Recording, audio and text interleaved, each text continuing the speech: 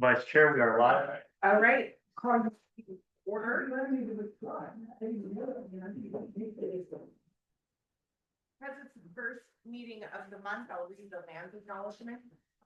The city of Berkeley recognizes that the community we live in was built on the territory of Huchun, the ancestral and unceded land of the Chochenyo-speaking Ohlone people, the ancestors and descendants of the sovereign Verona Band of Alameda County.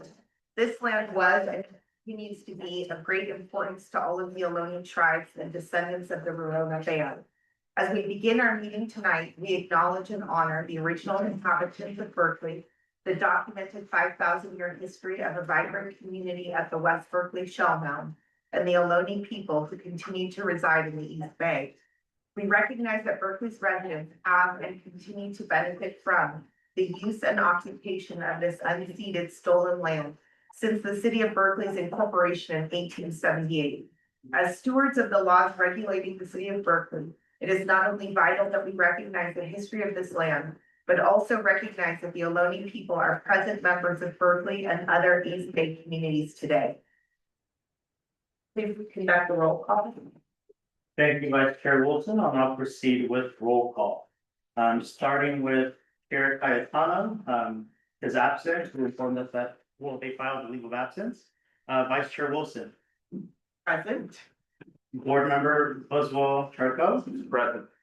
Board Member Calavita. Here. Board Member Edmonds.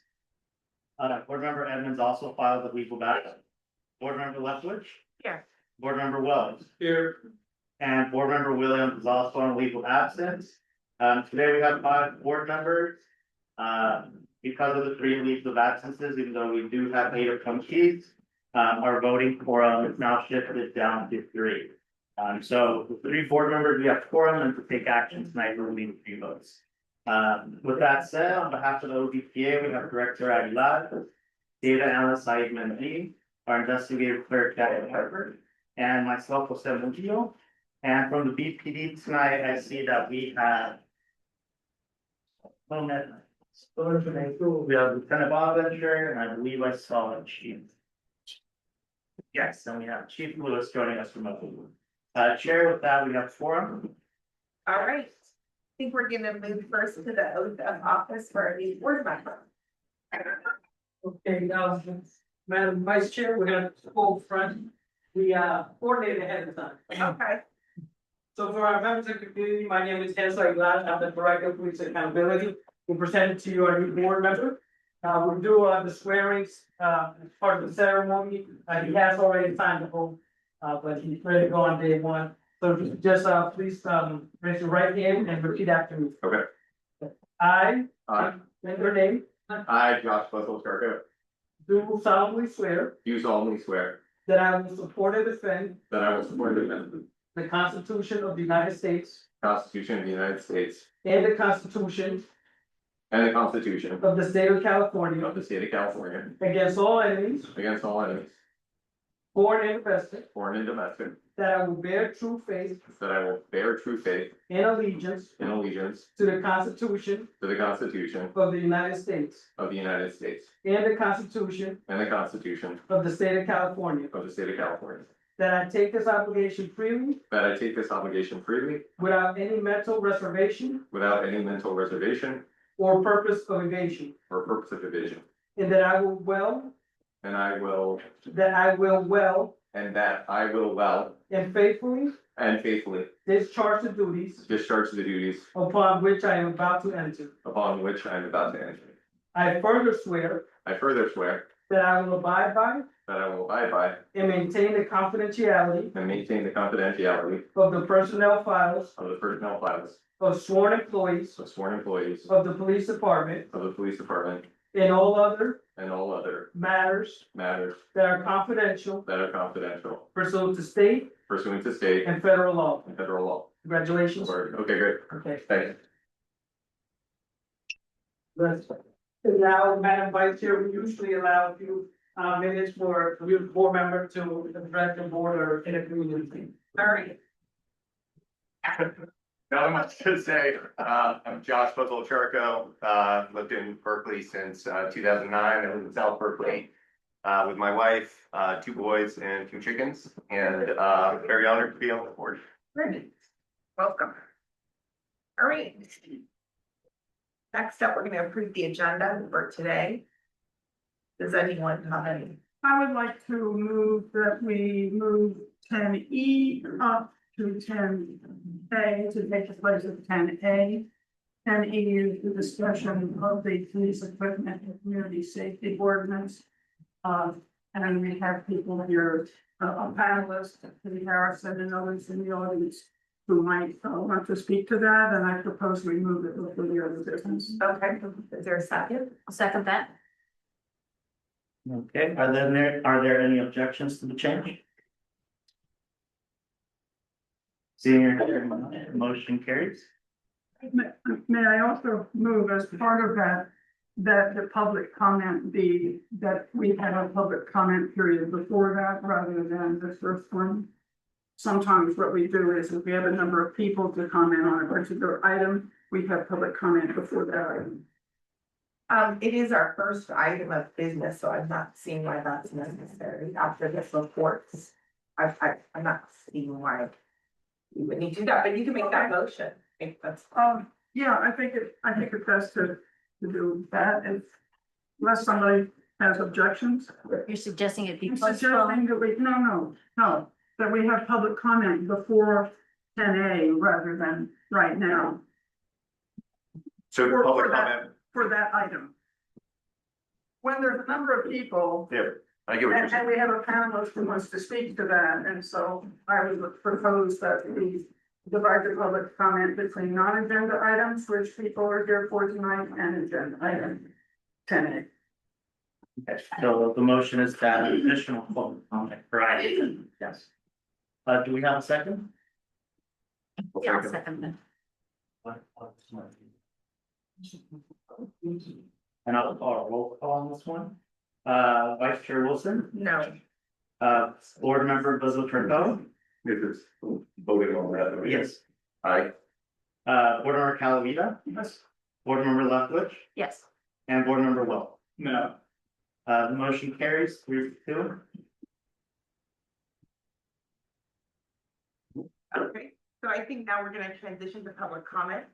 It sounds like based on the previous motion, this public comment period is for all public comment on any items other than new item 10A. Okay. With that said, just a reminder, speakers are generally allotted up to 3 minutes, but may be allotted less time if there are many speakers. They may comment on any matter within the board's jurisdiction at this time, except confidential personnel matters. As noted by the vice chair, if you're here to comment on item 10A, which is the military or the controlled equipment ordinance, we will be having a separate public comment section later down the meeting. With that said, can I get a show just to get how many physical speakers? Okay. So what we'll do is that we'll start from your left and my right, and just move down the line for public comment. Okay. With that said, can I get my first hand on the side? Okay. Good evening, everybody. My attitude tonight is fairly angry. I am so angry that I don't feel angry at all. It's a new level of anger for me. The police in this city, the police in this county, the police in this state, the police in this country disobey laws more than they enforce the laws. The police are the terrorists, terrorizing people in the community. And we're sick of it. We're sick of you people getting away with that stuff, accusing us of doing stuff. And you're doing it all the time, like what you did to Draco. And then you arrested him again today. Chief, you're full of crap. You are a lousy police chief. The police are lousy in this town, they're lousy in this county, in this state, and the elected officials are not going to do shit. This city council in particular is not going to do shit unless you push them to make sure that stuff like happened on the 4th of this month. Make sure it doesn't happen again. 20 minutes notice for people who are traumatized already from living outside and they go in there and they come with less lethal weapons, they push those cop watchers back. Come on, the police are out of control. If you let this happen, you're terrorists. You're going along with terrorism right there. Once again, please remember, the police are the terrorists. It's a terrorist organization that they belong to. They must be put in their place or else the people will put them in their place. And that is not a threat, that is a promise. Thank you very much. Okay, can I get our next speaker? No. Good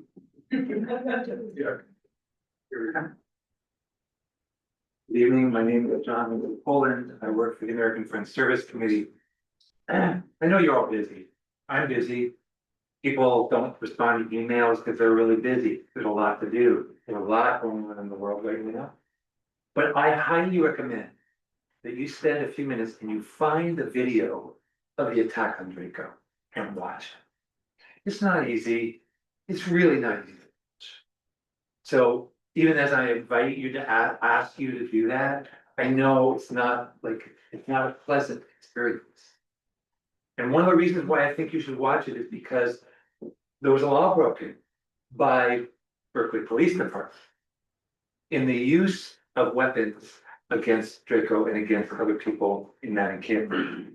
There is a state law, AB 48, that should be part of every Know Your Rights training, which says that the use of chemical agents and less lethal weapons, so-called less lethal weapons, should not be used for crowd control unless there are very extreme circumstances, threat to human life or serious bodily injury. And then only after warning, de-escalation, allow for egress, no targeting of the head, neck, or groin, not in response to a disobeyed order. That's a pretty broad prohibition. So when you look at that, those recordings, what happened on June 4th, you will see breaking the law by people employed by the city. And that then will lead you to your next consideration of what the PAB has to do in response to that breaking the law.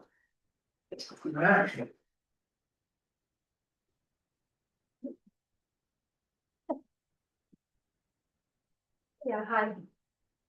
I'm Erica Anderson. You're hearing me okay? Yes. I was there a week ago, Wednesday, when the police arrested Draco, also Robert's name is Austin White, I believe. And I just wanted to give a little bit of an eyewitness view of what happened. I also did a video. I'd be happy to make all of the videos I have if you'd like to look at them. One thing that was very weird as we came towards 8th and Harrison was that there were two police tapes. There was one further back and then there was one closer. We went through the first one because it's a block away, then we were mindful to not cross the second one. The first thing the police did, which was very strange, is they started pushing Andrea back and said she had to stand behind a car, a police car, which made no sense because there was already this yellow tape.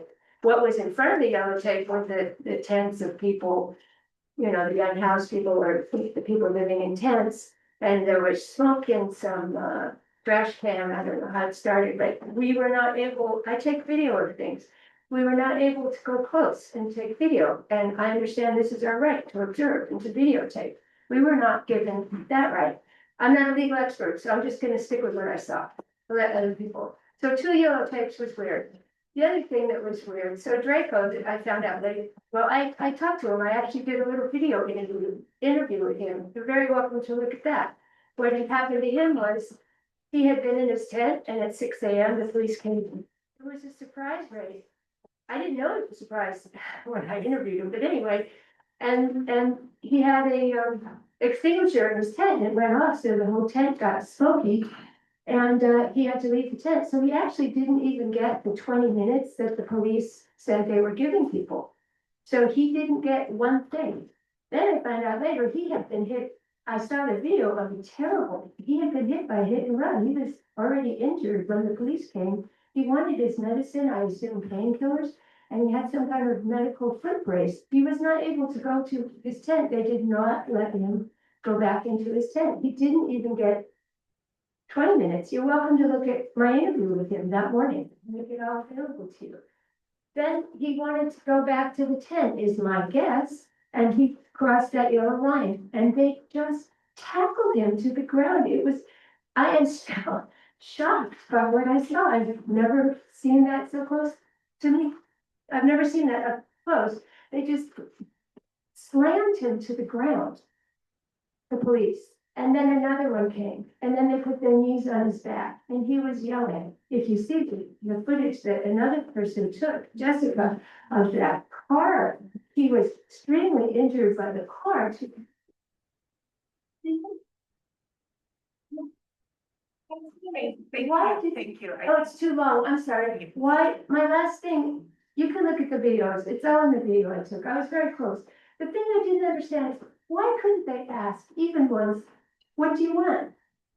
And he would have said, probably, I want my medicines and my foot brace. Okay, thank you. Thank you.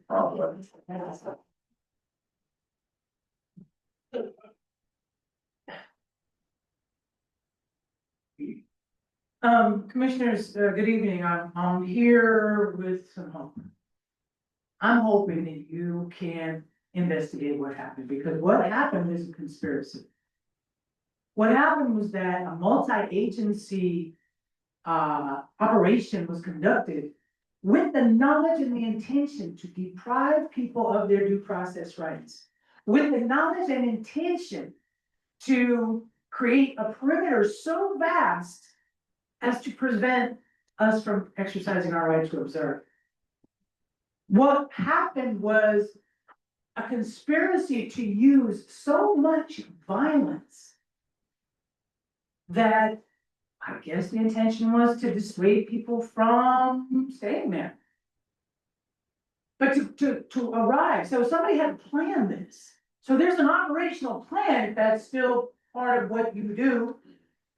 And there should be an after-action report. And I'm sick of being stalled. I'm sick of being stymied. If this board is to exist with any integrity or utility for the people of this community, we need those guys. BPD has gotten into a habit of just avoiding, ignoring, or delaying their responses to Public Records Act requests. That's standard issue. And if I had endless law resources, I would sue them. But Jesus out. They violate all the time. So what we need you to do is we need you to look at the video. Video has been provided to the PRC. There are complaints that are pending that will be up to you to investigate. But we need you to do some homework. We need you to look at the video. We need you to look at it with an empathy to what it must be like at 6 o'clock or 5 o'clock in the morning to be told that you have 20 minutes to take whatever pieces of your life you can get together and to run. And that the intention of the police, they say in their declaration is, he said, we didn't really mean 20 minutes. We let some people stay longer. We just thought it would get them moving. And that's a very ominous thing. See, the police, that is a strategy, get them moving. We found that when I was a police review commissioner, I found that was what they want to do, get them running. Get them running. Then you're in control of them. Get them moving. So yeah, I also want to say this about that on a different note. I can't see how much time I have left, 18 seconds. Surveillance cameras. So now the city of Berkeley, through their use of surveillance camera, is doing the work of ICE. Are we gonna tolerate that? No. That's right, those automated license plate readers they scoop up that data. And nobody really, whether or not Berkeley provides the data to ICE, because the companies that run those devices do provide it to ICE. If you collect it, they will come. Thank you. Thank you.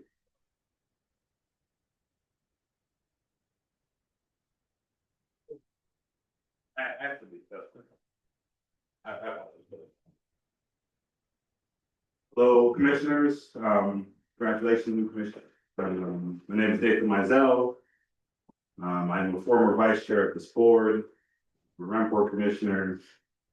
I'm a highly concerned citizen right now. As you already know, forward. We are in a city that has a police department that has made a regular habit of ignoring or delaying public records requests that I'm going to just illuminate it on. Of ignoring this board's charter bound authority.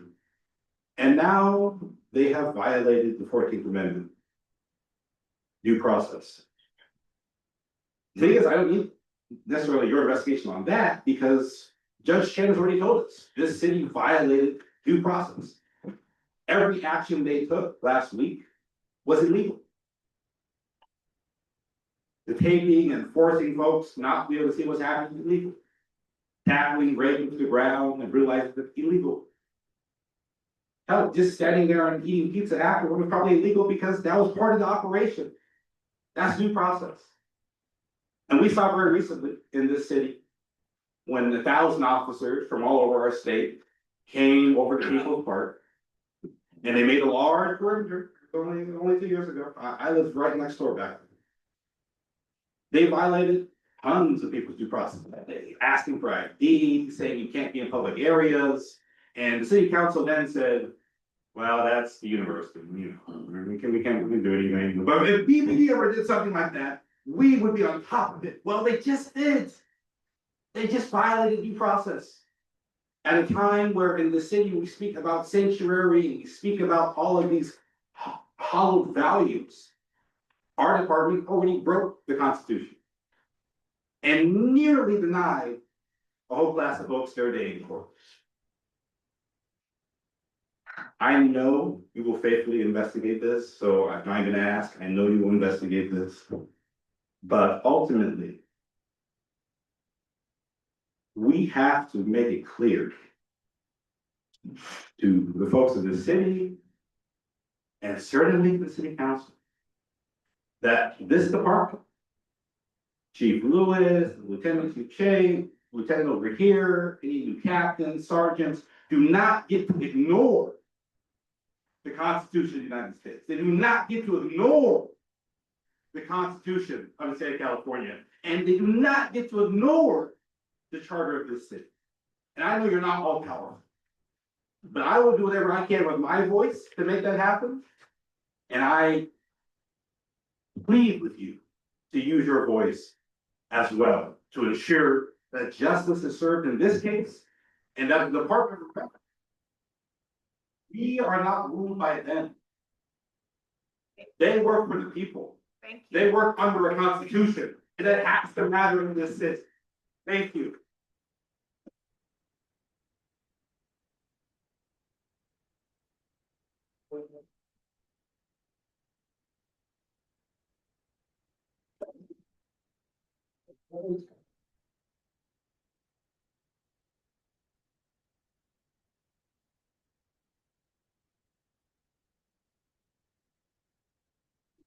My name is Ocean Newman. I'm an attorney. For 8 years, I was on your predecessor board, the Police Review Commission. I don't know whether you've seen the video tape that we're talking about. If not, you should. His name is a government name, as they say on the street, is Austin White. We call him Draco. It was, to me, the equivalent in many ways of the video of the killing of George Floyd. It was that level of brutality. It did not result in death, but it had all the other elements. A person screaming in pain. Police surrounding him, sitting on him, continuing to do whatever they did to him that caused that pain. For minutes.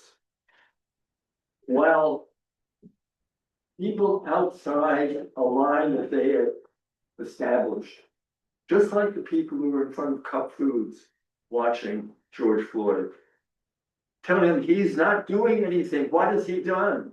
Stop doing, and them paying no attention. And that's happened here in Berkeley under your watch. And it happened in the context of this attack on homeless people as has been described. An intent is to prevent their rights, and this board, if I was on the, if we had a police review commission, we had one item, we would be on top of this thing. We would be hearing complaints, we would do everything that we could to get to the bottom of it. Especially here. And if that does not happen here, well, the city council covered itself with infamy when they couldn't even vote for a ceasefire in Gaza. This board also would cover itself in infamy if it doesn't do the right thing.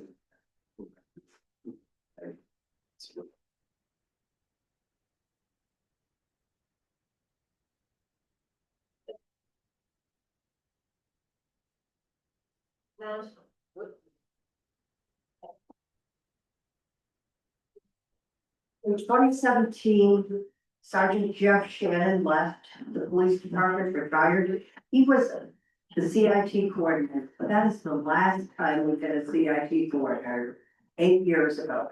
There's not been any efforts to hire a CIT coordinator since then. The whole concept of CIT is you use verbal de-escalation when there's a crisis, when there's someone in crisis. The whole spirit of CIT is nobody gets hurt. Nobody is advanced on. And we still don't have a CIT coordinator in the last 8 years since he left. Jeff used to also regularly attend the CIT International Conference. This conference, unlike maybe 20 years ago, it's no longer just law enforcement, but it is law enforcement. It is also other professionals, advocates, etc. People who come together to practice and know how to, are trained through these conferences and how to individualize situations and respect everyone so that nobody gets hurt. And Berkeley has not sent anybody there since Jeff left the department. I used to see IGO, but I go out of pocket because there were incredible conferences. This next one in August is actually in Anaheim. They're around different areas of the country. The Berkeley Police Department and other Berkeley officials should be sending people to the conference. This is a critical necessity where they will learn how to handle situations far better than they are clearly now, where people here are talking about a situation that was highly escalated. At the 2021 CIT conference, International Conference in Phoenix, I was at a CIT coordinator training, and someone came up to me and said, "What's wrong with Berkeley?" Because I identified that I was from Berkeley. I was like, "What's wrong with Berkeley?" He was the county coordinator for CIT International from Alameda County, and he said, "They're not sending anybody." Now, since then, they may have started sending people, but they're clearly not doing enough in this area. But at that point, he had approached me because it had been years since they had sent anyone to even the county CIT training. This is extremely important and will hopefully avoid the type of complaint that you're receiving today in the future. Thank you. Good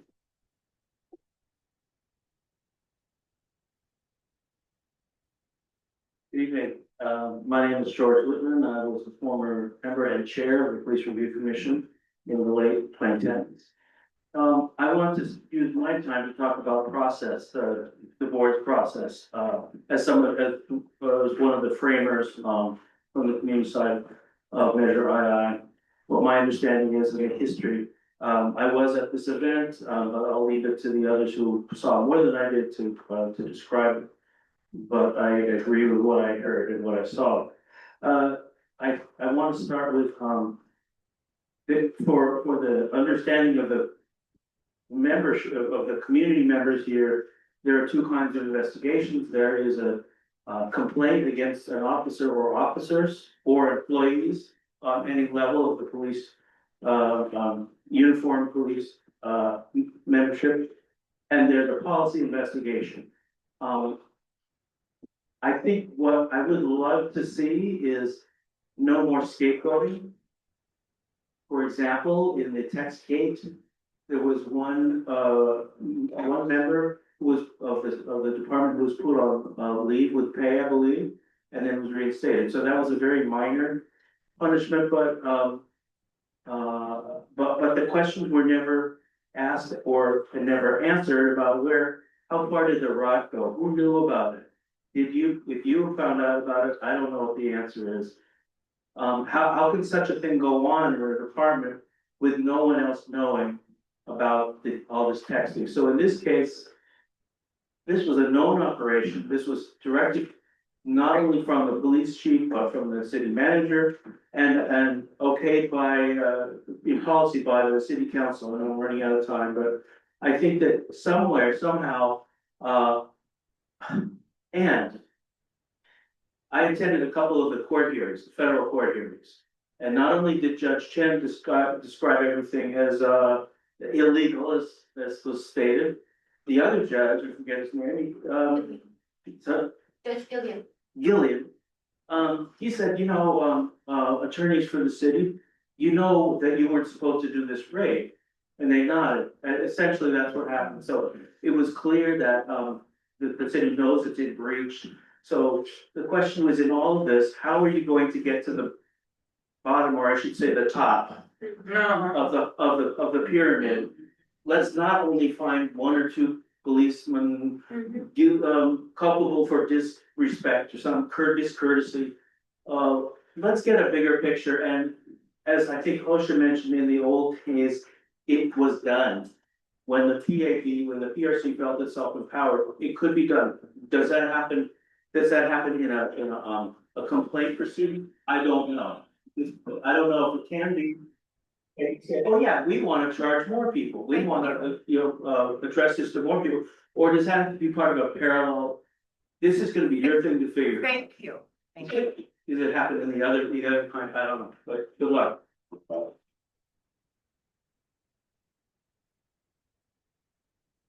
My name is Catherine Lewis and I'm a resident who lives down the street.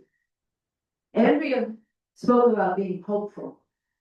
Well, I am not so hopeful because less than 6 months ago, the Berkeley police, in collusion with the city manager, swept in front of Old City Hall at 4:30 in the morning in the pitch dark. I am not hopeful of change when I see what happens. Raise your hand if you've seen the video already of Draco. Can any of you say that? Okay, because it's your job there. I was on my way to Chicago to visit my family, and then in the airport, seeing Draco, who is someone in the community who has tried to keep the community together and done what he can to be on the streets and survive. Watching, I will never forget watching that video of him being terrorized like they terrorized people at Old City Hall, being antagonized by the police. And as a teacher and principal, the police do not know how to de-escalate. What a joke. Yeah. They did the opposite. They escalated. They touched him for doing nothing. And then they attacked him brutally. I will not forget that. And it is all of your duties to watch it and watch it again and see how the police in the city are complicit and are beyond out of control. It needs to stop. We will not let up until you do something about it. Do you understand? Do you understand? We will not stop. Thank you.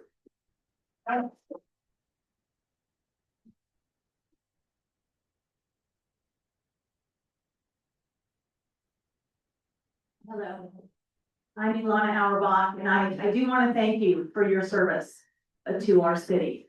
And I'm hopeful, I'm always hopeful, but I'm hopeful because I think you will do the right thing. Thank you for watching the video, and all of you, please, will you watch the video? Yeah, you'll watch this video. This video is tragic. It is horrible, and it looked, from my watching, that one of the cops pulled up the tape to kind of invite him in. So there are a lot of problems with this video. And the video is the tip of the iceberg. The whole thing was illegal. We know as soon as Judge Chen heard about it, he issued a cease and desist. Unfortunately, that was at 2 PM. I was there at 2 PM. I wasn't there in the morning. And that's when they took down the yellow caution tape. But everybody had already been cleared by then. And several hours later, when I came back into Berkeley, people were already back at the intersection. This is cruel. This is punishment. This is not solving anything. We know that. So what I ask you to do is to do a vast investigation. Schedule a special meeting soon.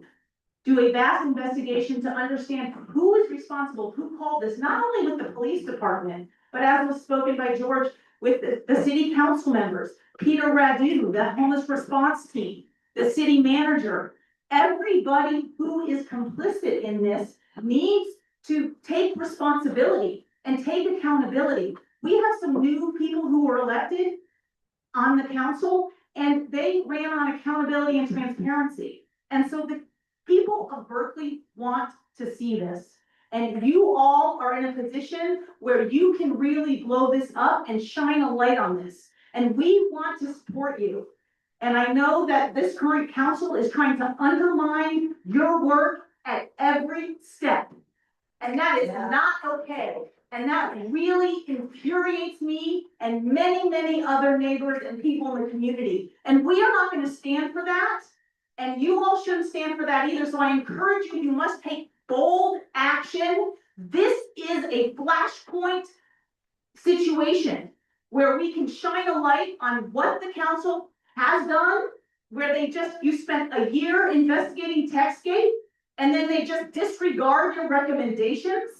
Someone who was on this board, what a disgrace and how disrespectful. And I want to apologize to you all who had to sit here and listen to that.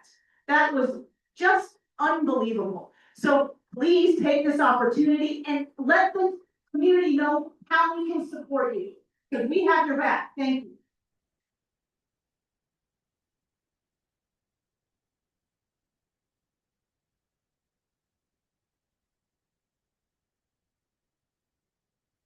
My name is Andrea Henson, and I'm with Where Do We Go?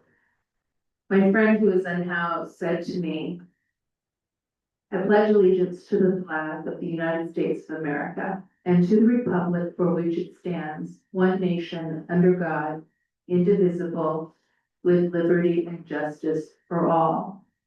He lives in an encampment in Berkeley, and he said, I expect liberty and justice for all because that's what I grew up saying every day in my classroom. And I don't get that. We will not allow the city of Berkeley to deploy riot-style tactics against the unhoused residents of our community. These tactics are well known to us because the world is watching them unfold under the Trump administration in Los Angeles. The Berkeley Police Department may have carried out the raid, but it was the Berkeley City Council that authorized it. I call out Rashi. I call out the mayor. I call out Paul Budenhagen and Peter Radu. Smoke bombs, weapons, early morning ambushes, and the violent tackling of a homeless man who had just been hit by a car. These are not the actions of rogue officers. This was planned. This was policy. And the blood or actions is on their hands. Court documents show the truth. The encampment was home to elderly and disabled residents, people with walkers, wheelchairs, people who are so disabled that they sleep in their beds of incontinence on the sidewalk. The city was well aware of these disabilities, and medical conditions. And at dawn, the city of Berkeley sent in police armed with rifles and smoke devices. No mental health workers, no outreach, just force. And then they threw a homeless man to the ground, a man who had told officers he'd been hit by a car days before. I repeat that because you all know how small Berkeley PD is. I talk to them all the time. They know what happens. They know what happens in Berkeley. I see them at encampments, especially during sweeps. This was not a mistake, it was a mission. And it was approved by city council. They can say they don't vote on it, but they all know. It was executed by Berkeley police. They terrorized the vulnerable, they did it on purpose. And so what I want to know and what I ask each of you, who made the call? I've been at sweeps and some of the police officers, they're there because they say they gotta move. I was told they gotta move. They gotta go, they can't be here. You know, you just gotta get them out of here, they gotta move. Thank you. So thank you. Who made the call? Yeah.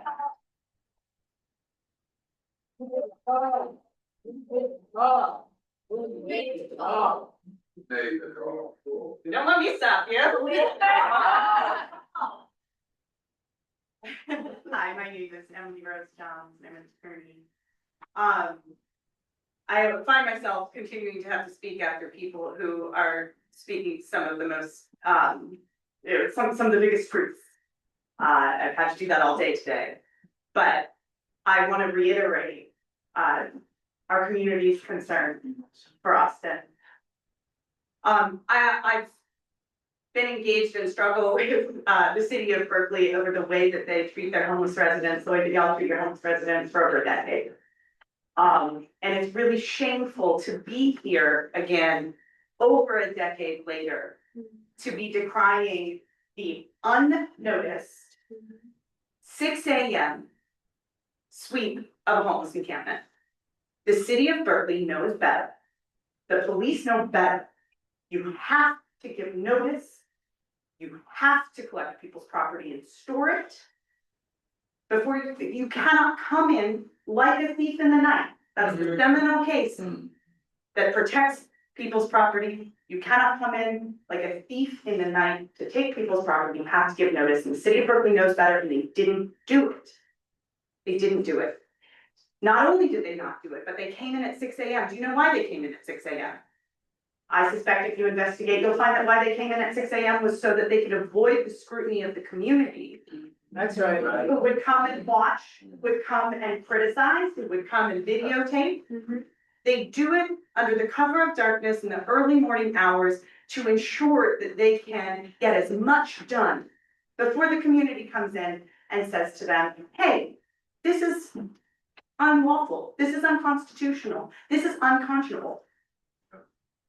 And not only did they come in at 6 a.m. in an unnoticed raid, but they came in with less lethal weapons, and they shot those less lethal weapons. They deployed less lethal weapons.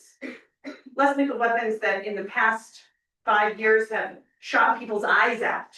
Yes. Have given people permanent brain damage.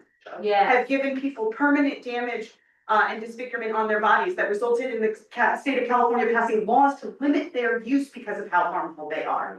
Yes. And they came into a homeless encampment unnoticed, without notice, at 6 a.m, and they used these weapons. Their body worn camera videos will show it, their police reports will show it. I know because I have the police reports. I'm happy to share this with you. They're difficult for you to get, but I don't imagine they are. We don't have the operations plan yet. We don't have the after action report, but I hope that you get those too. I hope that you review them, and as soon as I get them, I'll distribute them as well. They knew what they were doing. They came in with these weapons. It is unacceptable. It is unconscionable, and I hope that you guys will investigate with all parts. I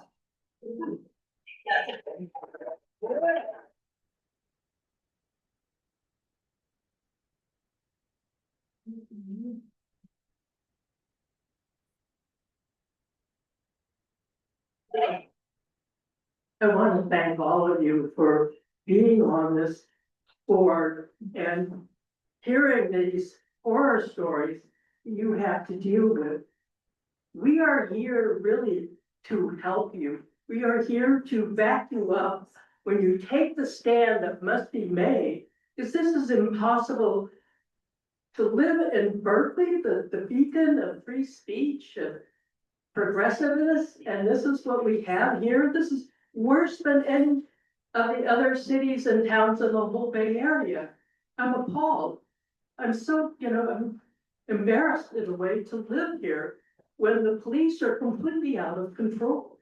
We've got a lot of, maybe people are getting hardened and they see the national government acting out of control. They see genocide across the world. Are people that hardened that they, but here we are, right here in Berkeley. This is something we can do. This is something we live with. My grandson lives here, my daughter, my father grew up in Berkeley. This is my town, and I'm embarrassed, I must say, that what was once proud to be a Berkeley citizen, a sanctuary city, and yet we have rogue police department, we have a rogue city management. I was kind of horrified when I found out that Peter Radu, who was just a building manager of some sort, had taken over the homeless outreach section of the Berkeley Mental Health Department. It's like, wait a minute, shouldn't there be a mental health component to this? Instead, they give it to this guy, Peter Radu, who does what? And I think this is true accounting time. The mayor, she's new. Maybe they thought they could get away with it because she's new. Well, they can't, they shouldn't. We can't let this happen. And the same thing, the new city manager, they can all say, well, I didn't know what was going on. Well, we know what's going on now. We see this brutalization of our, police. This is not the police that we want. I think the point of crisis intervention training, is there any kind of training? No. Is there any kind of mental health component or oversight, or there are social workers or people that come talk to people? Nothing like this should be allowed to happen. One of the things that we have a mental health department and it had in homeless outreach was so that people could dialogue and get people off the street. But no, they come and beat people up, throw them in jail. No. Please, I beg you, do the right thing. This accountability, they could blow off Techscape because they let it slide, but now we must do something.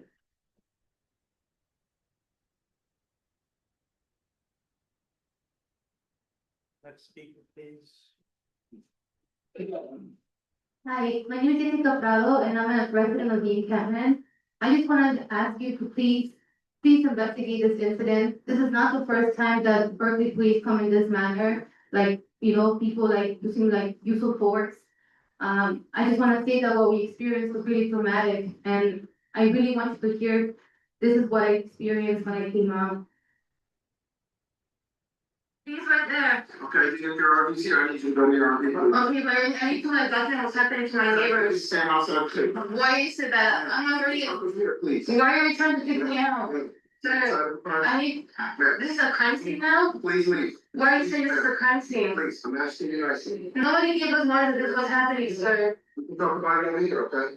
Literally everyone's scared right now. I know. Sir. Let's talk about this. Please. Let's go this way. I'm not gonna talk to you over here. Outside, say, you can, where's your RV? My RV's right there. Go to your RV, come on. But you can't take me out of this home, sir. I have the right to do what I document as well. I'm outside the table.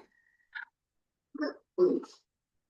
I'm trying so hard not to arrest you at all. Please, please stop. Please stop. Can I get the restroom, please? Yeah, I just, when I get the restroom, please, okay, I'll go. I just need to go to the restroom, but the porta potty's in the summer.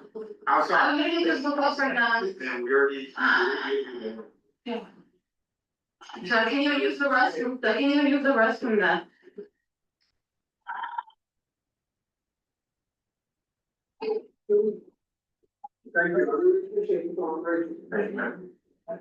You gotta keep going, pass it on. We have our police station. Everything go. Oh. Thank you, ma'am. Appreciate it. So can you be inside my bed right now? Hey, you can grab. So you're telling me that I have to be inside, I can document what's happening. Oh, sorry. That's actually a violation of my First Amendment rights, sir. So, go. Can you please just let me document from here? I'm like way away from front, everything.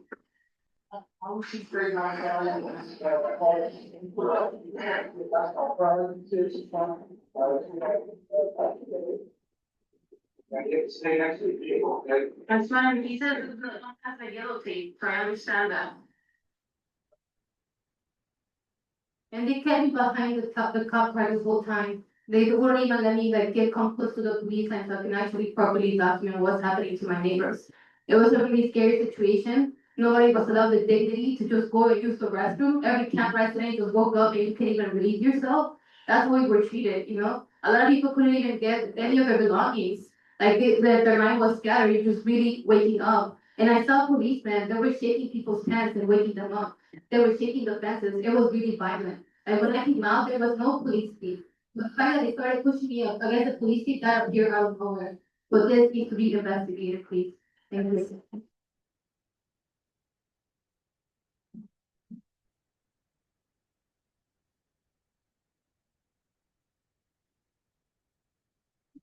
All right, can you hear me? My name is Gordon Gilmore with the Berkeley Homeless Union. And for those who missed it, here's a little bit of the audio from what Austin faced the other day.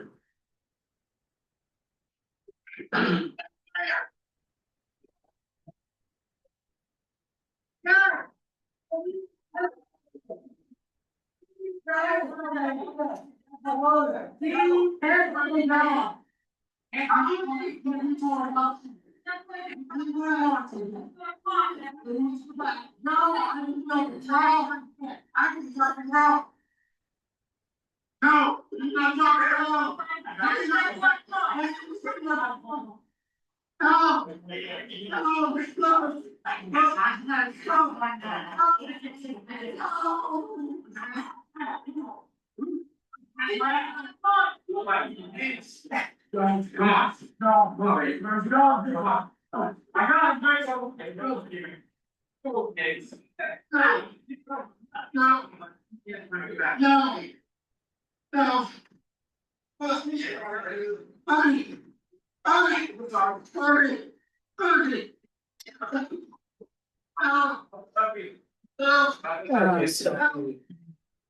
Eat yourself. No. Make sure you do it.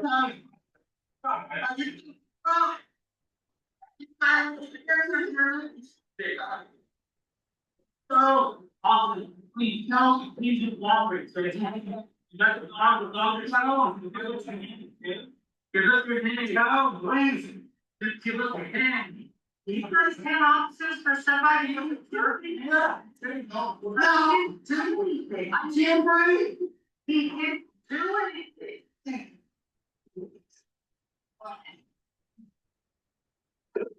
Well, you heard it. The meaning is that they're saying he didn't do anything, and the police officer saying, "Oh, buddy, let us help, or help us help you." But what did they do? He had a panic attack and they punched him in the face. And then when he fell down, they jumped on his back and held him down in the same position George Floyd was held down with. And the message to the community, I've spoken to residents, is clear. It's essentially, we see you as trash, you're below the law, and we're going to treat you as such. And if Berkeley ostensibly views itself as a sanctuary city, is that the way we want our police to be treating our citizens? Everyone whose feet is on US soil should have their rights respected. That should be the case here. Thank you.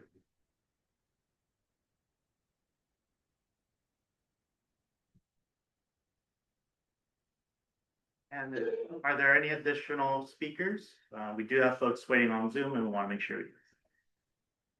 Hello, everyone. My name is Jordan Harger. I was a resident of the city of Berkeley for, I believe, 24 years, and I was a member of the Reimagining Public Safety Task Force. I'm here for two reasons. I'm here because Draco was violently assaulted by your police department.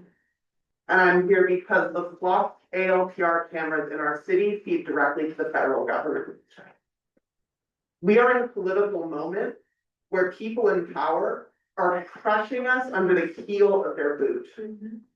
The federal government is trying to mass deport people, illegal immigrants, legal immigrants, citizens, everyone. Everyone is at risk in this political moment of state violence at the hands of federal agents and the Immigration Customs Enforcement. And this is supposed to be a sanctuary city. And our elected officials promised us that this was a sanctuary city.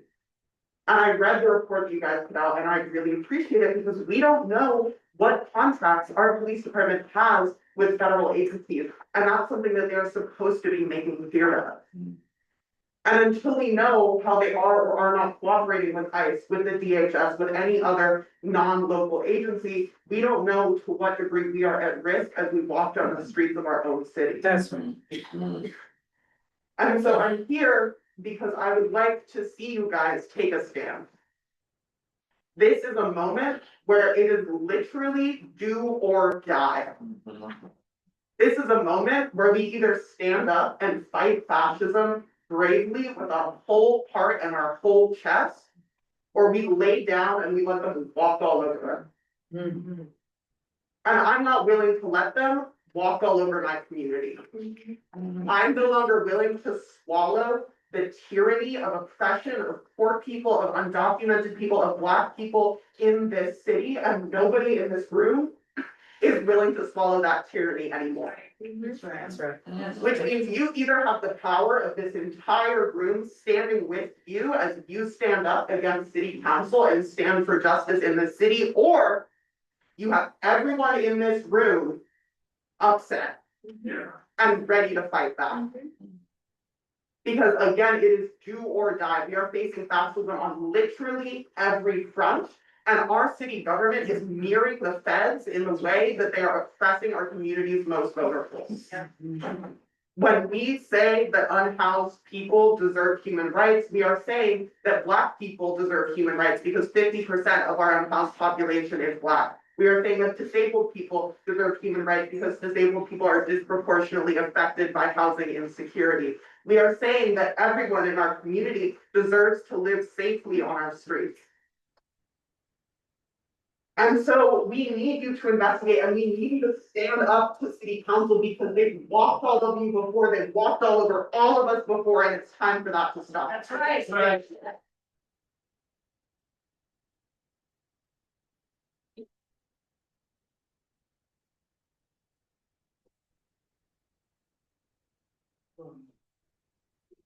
Hi, my name is Amber Whitson, and I've been living in Berkeley and Albany, mostly Berkeley, for the past 28 years, nearly all of which has been spent living unhoused, on the streets, whatever you want to call it. In that time and throughout my life before I moved here, I've been physically assaulted, I've been sexually assaulted, but the only encounters, events, experiences, whatever you want to call them, that have left me with lasting and severe trauma are those I've experienced at the hands of the Berkeley Police Department. And I do mean deep trauma. And I'm also a person who keeps track of politics, both local and national, and I see the direction that our country is going. And I'd like to think that everyone in this room, both all of you up there and all of us in the audience, don't like the direction it's going in. But to see that the police department in the city I live in is militarizing themselves and executing that horrific tactic against mostly disabled, mostly elderly, and all unhoused residents is terrifying. And it goes basically without any accountability for what happened. We might as well just join the federal government lockstep, because the violation of human rights, let alone civil rights, that occurred last week is appalling. And clearly Judge Chen felt the same way, but it's deeper than that. It's about the values of this city and this community, and whether or not we're going to uphold those values or just fall in line with the federal government and give up our rights and our freedoms. So I hope that there is some conclusive investigation and a report that the rest of us can see. So the rest of us can see that you care, and so the rest of us can see that such violations of human and civil rights will not go unanswered, and that such things won't be gotten away with. And that doesn't mean letting the police put off, responding to what happened. I'd like to know that somebody somewhere up there in the levels of government is going to get fired for this, because somebody had to know this was a bad idea. I can't believe this made it from idea to execution without somebody going, hey, this is dumb. I'd like to think that the police and of this government, and of this community. Thank you.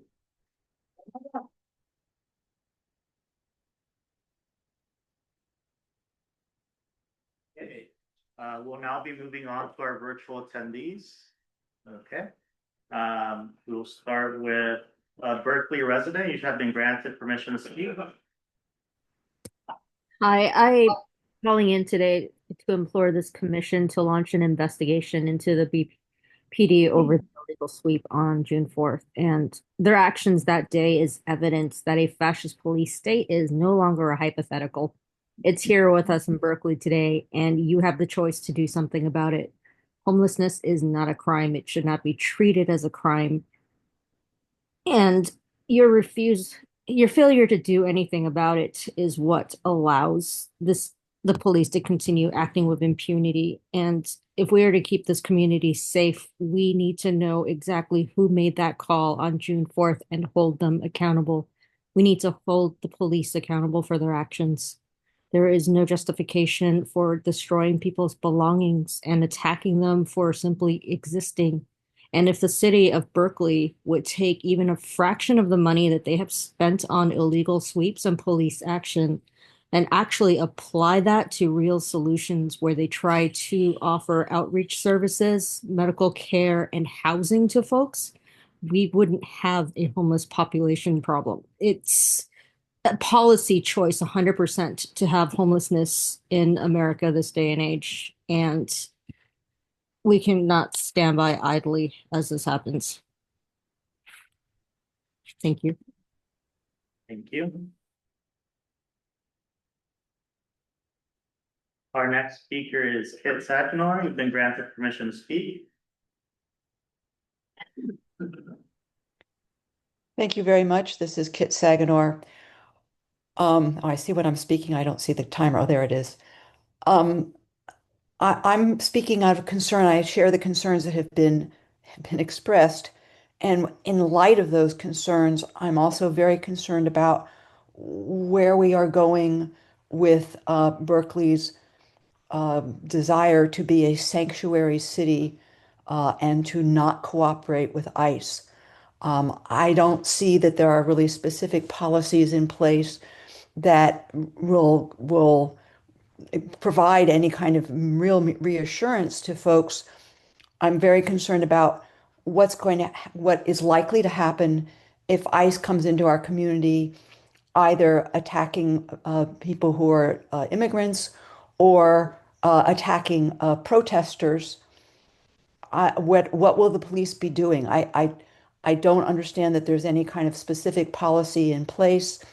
As we know at this point, ICE often does not really identify themselves. Anybody could put on a tactical vest and stencil ICE on the back of it, and then try to demand that people obey them and start shackling them and so forth. Will the police protect people who are being attacked if they are there when somebody claiming to be ICE is attacking someone? What if it really is ICE? Are they going to help ICE? Are they going to, if a demonstration gets rowdy and somebody throws a rock at ICE, does that mean the police are going to now step in to arrest somebody? I understand that the police have obligations to protect everybody and to protect property and so forth, but it's really I don't see that there's been anything that's really been thought through on what that actually means when we have a federal government that's attacking people and that is encouraging attacks on people. Thank you. Thank you. Janice Schroeder, you should have permission to speak. Thank you. I've been a resident of Berkeley for almost 48 years, and I have great respect for you serving on the PAB. I am urging you to conduct a comprehensive, transparent investigation of BPD actions on the 4th of June at 8th and Harrison with full, speedy access to all BPD documents, records, cameras, videos, anything that has to do with this attack on the unhoused community there. I want the full cooperation of the BPD, the mayor, the city manager, and the city council. And I urge you to watch the video several times. We must hold everyone at every level in the city fully accountable. Thank you. Thank you.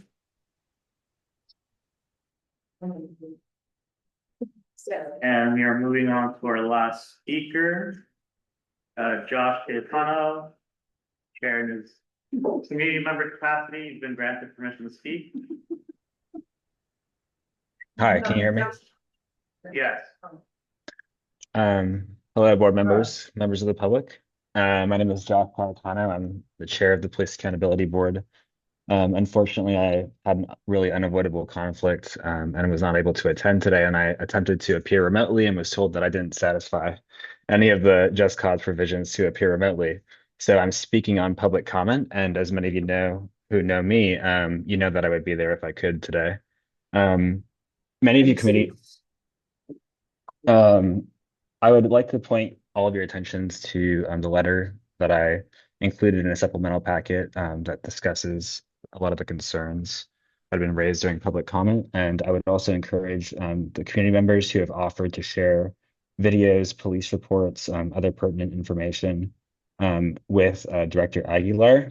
I will be creating a Dropbox link and sharing it in order for members of the public to share that pertinent information with us so that we can view it at the next board's meeting.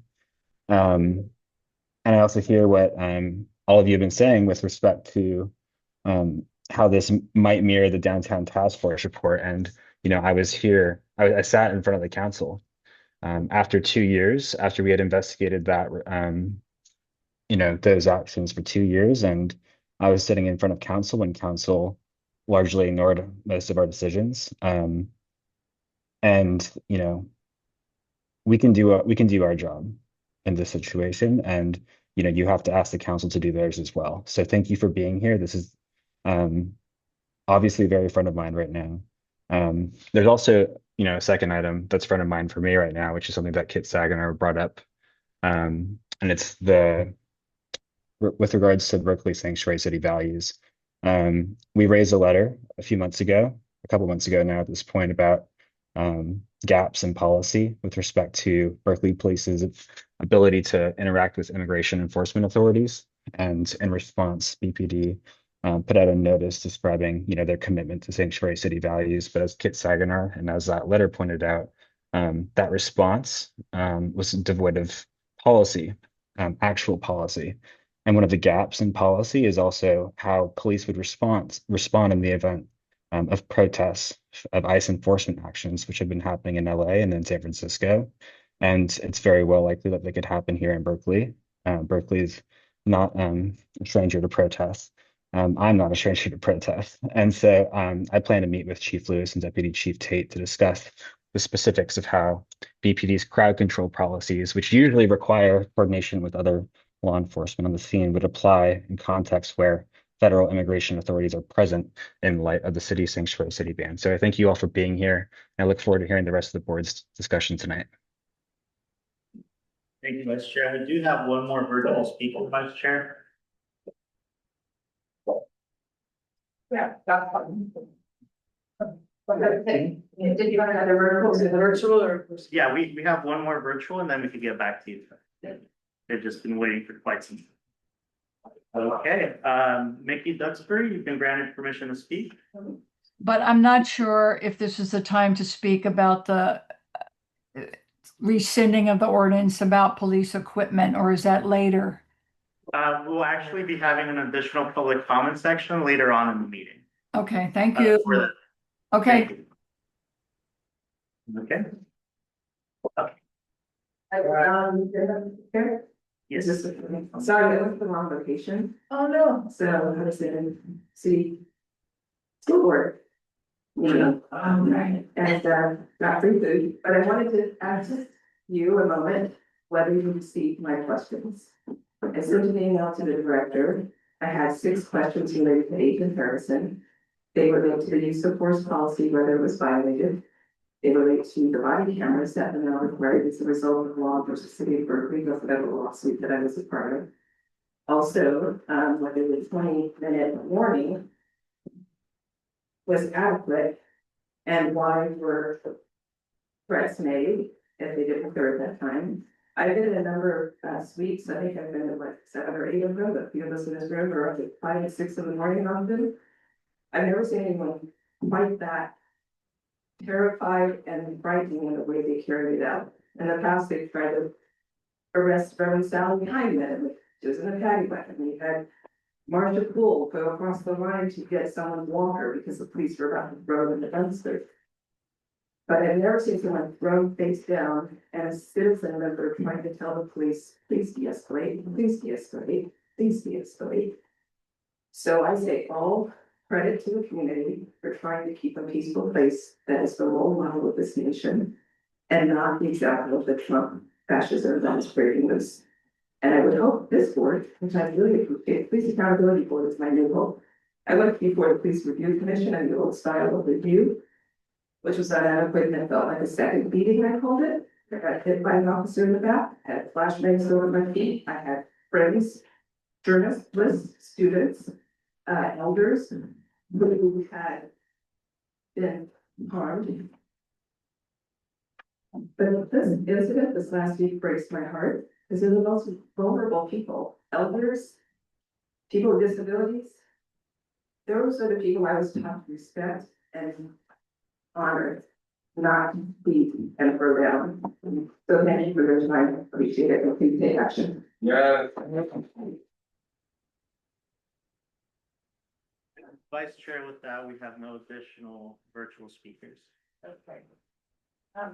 We don't take everybody respond public comment, and I'm not going to do that other than to say I am going to use my vice chair remarks to make a few comments about it and to ask staff some questions about what you heard here today.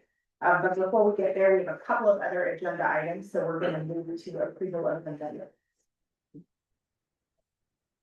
I move that we approve the minutes. Second. Are there any objections to the motion? Seeing or hearing none, the motion carries. The PA staff report. Thank you, Madam Vice Chair, board members, committee members, colleagues. We appreciate you coming out tonight. Want to confirm we have received a lot of the concerns the community has expressed over the last week regarding the events that happened. And I also confirmed that we did receive a policy complaint. The reason it's not on the agenda tonight is the Brown Act issue. We had already noticed this meeting, so we couldn't modify the time without tripping up any Brown Act issues. But it is our intention under the standard rules process to bring it back to the board at the June 25th meeting, where they will make the decision about accepting it and any further action, whether it be assigning it to a full board to review or subcommittee or a board member or delegating to our office. So that'll be the menu of options for next meeting. But we do appreciate the you expressing the concerns to our office and to the family and the trust that you have indicated you have in us. We take these matters seriously We want to make sure we do the right thing for the community here, and we are going to go through that process. We did circulate, I believe my staffers, a sign-up sheet. A lot of community members indicated that their videos, we have received some. But if you want to provide any additional information to our office, please sign up. We can, follow up with you. And also the, email address is always loaded on the, agenda package. So if you want to reach out to us, feel free to come to this office, now that you're acquainted with it.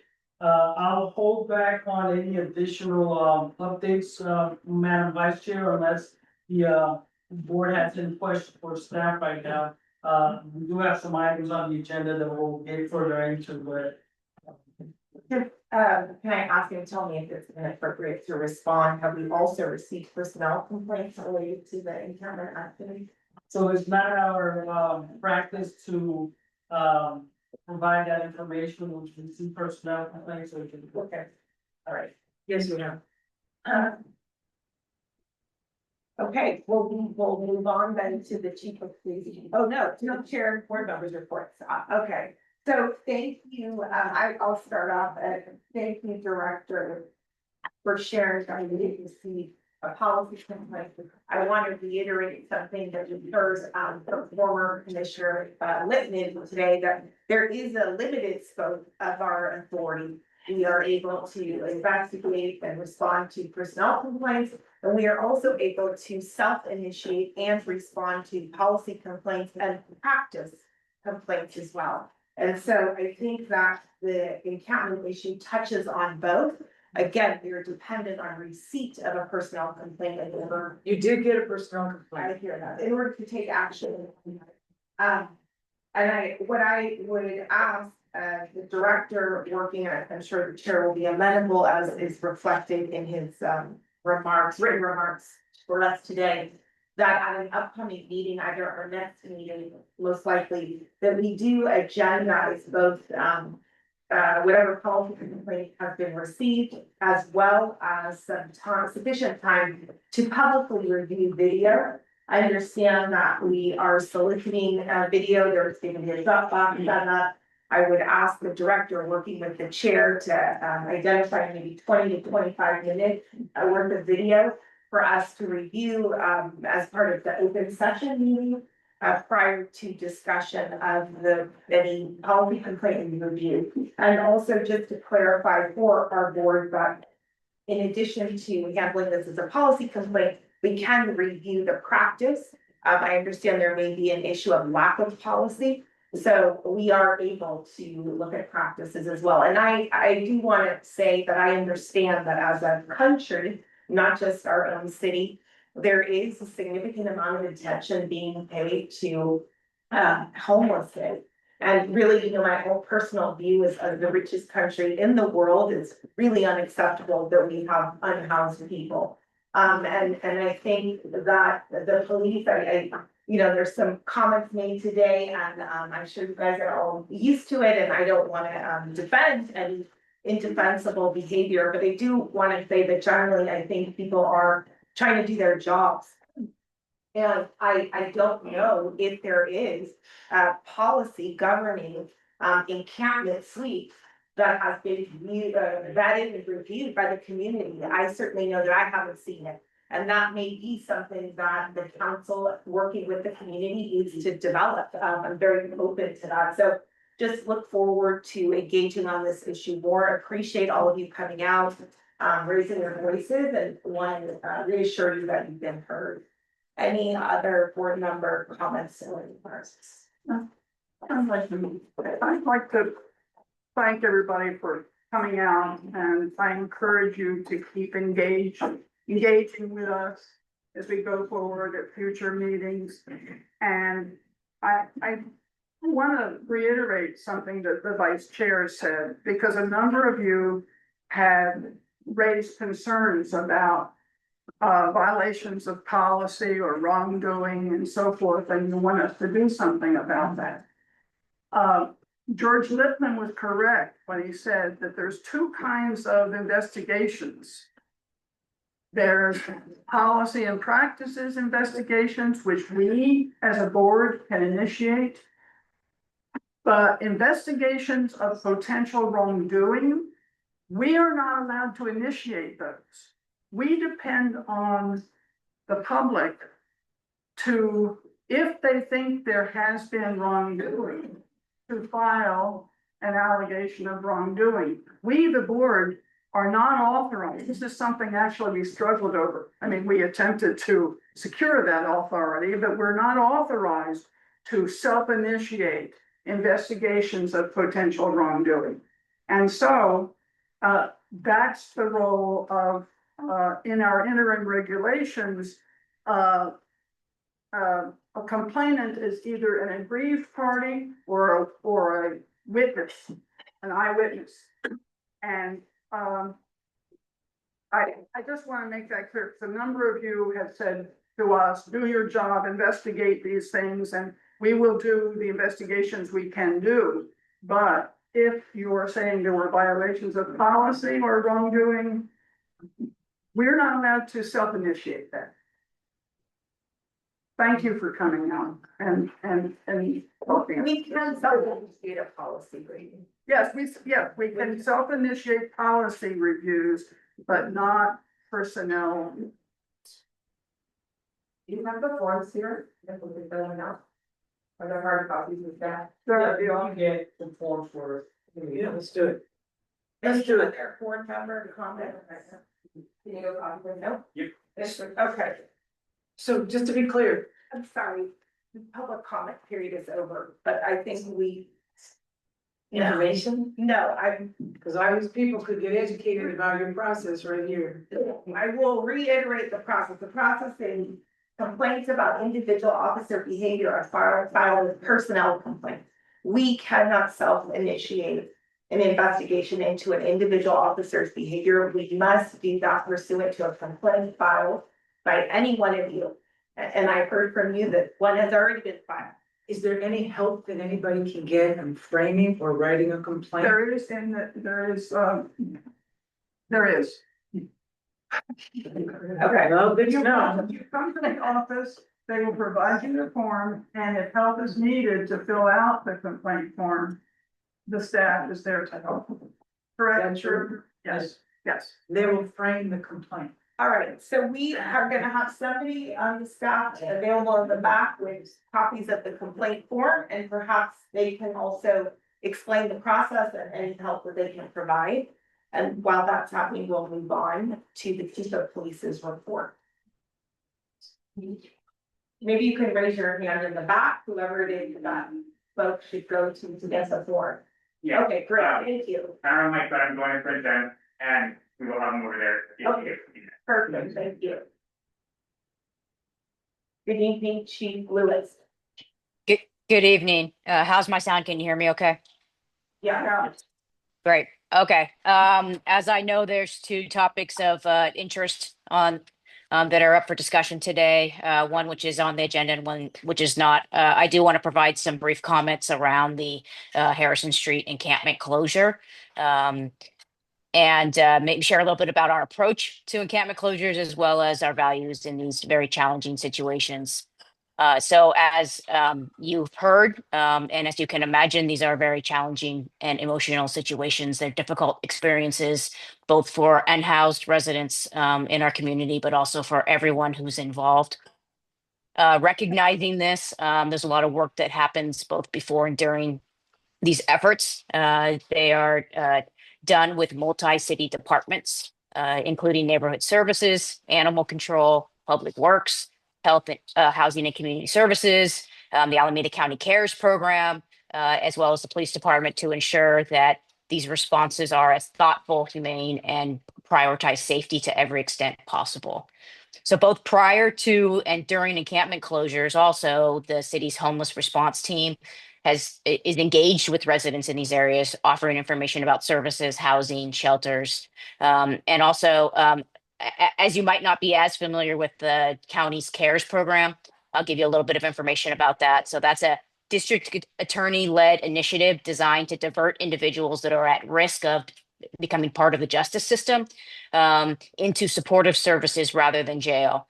So CARES was advised that this effort was ongoing on Harrison Street and was staged nearby and ready with transportation and available in the event that there were any the ability for any of the individuals we engaged with to use that service as a route. Additionally, at the same time, during the closure, HHCS's mobile crisis team stood ready and available to offer immediate mental health assistance to any individuals who need it, community members that needed it, as well as during the closure, HRT was available offering information about services, also assisting residents in gathering and packing their belongings during this closure process. So on the morning of the closure, there were approximately 12 people in the enforced encampment area when officers arrived. All but one of them moved voluntarily with no reported issues. So as officers worked with this one individual, they did face several significant safety threats, including a number of aggressive dogs, improvised weapons, including metal chain link fencing and a fire extinguisher that was sprayed at officers, as well as very clear direct verbal threats at police personnel. So given those conditions and concerns for safety, officers did have less lethal launchers available as a measured response designed specifically to reduce risk and avoid serious injury to all individuals that are present, both officers and civilians. So, and during the time, as officers were attempting to gain voluntary compliance from this individual to leave the area, a single less lethal round was fired towards this individual. This round did not make contact. Additionally, pepper spray was used once by an officer responding defensively to an aggressive dog, posing an immediate biting risk. It was not deployed towards an individual. So the individual that we're discussing was initially allowed to leave the encampment area. However, when he returned a short time later and attempted to re-enter and re-engage with officers, he was arrested for a number of crimes and was ultimately charged by the district attorney's office with felony resisting arrest, 4 counts of felony violation of post-release community supervision, misdemeanor battery on a police officer, misdemeanor disobeying a lawful directive of a police officer, and felony unlawful possession of a restricted dangerous drug, namely methamphetamine. There at no point in time was smoke or tear gas deployed during this closure, and no other deployments of pepper spray or less lethal options occurred other than the instances I just described. Today, I submitted to both the PAB and council via the city manager the required use of pepper spray report, which provides additional detail around that pepper spray deployment. No injuries to community members or officers were reported during the closure effort or as a result of BPD use of force. The arrested individual, the rest of the individual in this case was medically cleared as part of the arrest process. As is normal in use of force instances, we are conducting a thorough evaluation of the use of force that will go through our chain of command. Consistent with our departmental policy and commitment to accountability, all uses of force are routinely assessed to assure they align with our training standards, our tactical expectations, and our community values. I can share that the officers are extensively trained in threat assessment, risk evaluation, and the use of de-escalation techniques to resolve incidents as safely as possible. This includes classroom, hands-on training. We have a large portion of our sworn personnel have been through the week-long CIT course, and we have prioritized getting 100% attendance into that course. The safety of our Excuse me, Chief, I'm gonna ask what those in the audience. Sorry, this is outrageous. I think that it's inappropriate. You were given time to speak, and now this is time for the chief to give her report to the board. I'd like to allow the chief. If it was just fact-based, it would just be say for required. the fact that you were afforded, I'd like to be able to hear what she's saying. Sorry. So thank you. Sorry. Go ahead, chief. Trauma. It's real. Okay. Go ahead, chief. Thank you. To be clear, the safety of our community and our officers is of the highest priority to me and my personnel on scene. And I'm committed that force will be used only when necessary in a way that is proportionally applied and focused on preserving life. Our guiding principle in the use of force remains clear. When feasible, we prioritize de-escalation techniques and the lowest amounts of force necessary to safely bring situations under control. I believe that our department's use of force statistics reflect those values and our community values. Okay, I did want to make a couple comments about the controlled equipment ordinance item that's also on the agenda, that is on the agenda for tonight. I want to be clear that I very much support the oversight and the ability to provide this community with information about what equipment we're using, how it's being used, who's being affected by those uses. And as well as like a map of when those accused and detailed information on that data. Currently, however, our department faces some duplicative reporting, having both the state requirements for reporting and a city ordinance for reporting. California's AB 481, which is a state mandated reporting, provides comprehensive statewide oversight, covering even more categories of equipment than our local ordinance, and streamlines the process significantly. This allows us to ensure that we are reporting on things that can be compared with other jurisdictions and also ensures that we're in compliance with the law. I think it's commendable that we were one of the first cities and Councilmember Harrison brought the community ordinance, controlled equipment item. And then shortly thereafter, the military state equipment ordinance came into effect. So I respectfully support the rescission of the local ordinance as it requires us to do double reporting, and look forward to both having an opportunity with the PAB and speaking with both the Public Safety Policy Committee and ultimately Council about a way to balance both good oversight with an understanding of administrative burden and what makes sense for our community. On a whole, as a whole, related to our accountability measures, our reporting and things like that, I want to emphasize any caution or careful consideration that I make on our oversight processes is not about resisting transparency. It's about ensuring that I'm protecting a number of very important things. That's operational efficiency, that's victim privacy, that's staff time that's it needs to be attached to different assignments to ensure that we have our public safety mission met. I appreciate the dialogue from the PAB that has provided me with insight about the ways we can report that data in a way that's more accessible for the community. Our transparency hub was an important step in that process to make sure that our data is readily available, can be accessed in both raw form and with some analysis. And I look forward to continuing the conversation around the use of tools, the policies around that, the way we deploy, and how we assign our resources to do this really important work for community safety. So that's all I have for comments.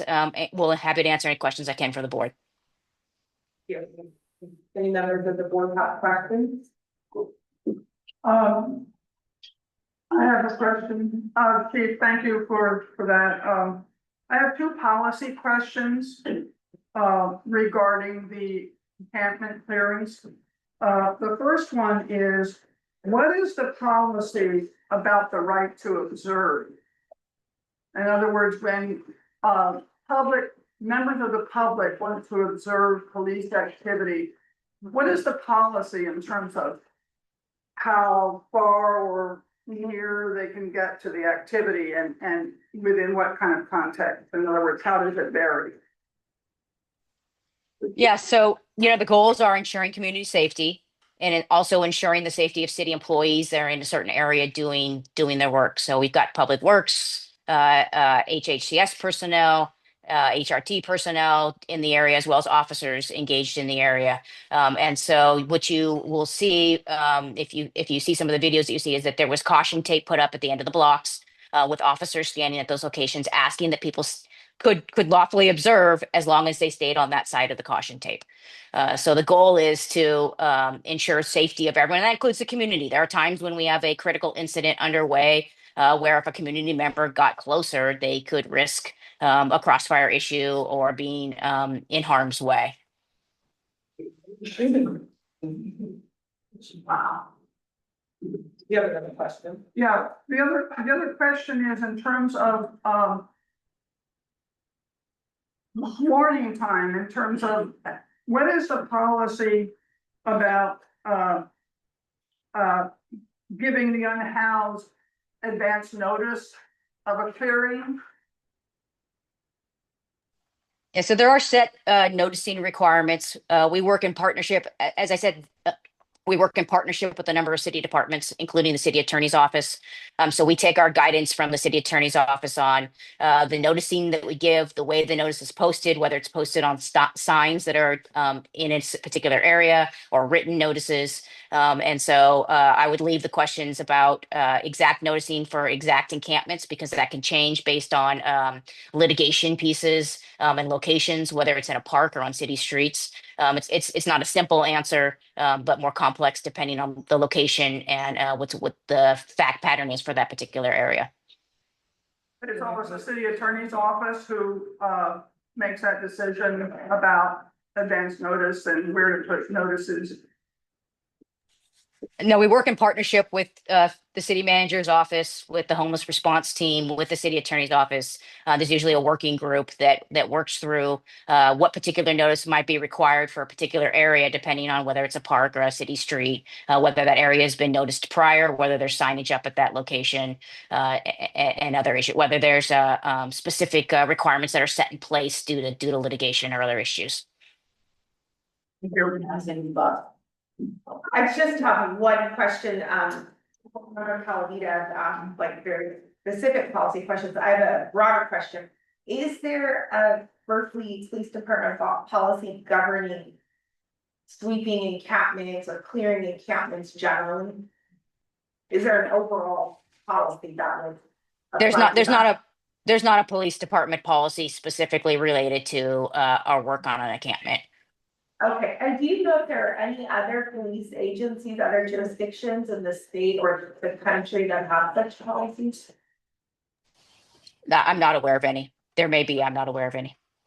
Okay, thank you. Any other board member questions? Hey, I have a question.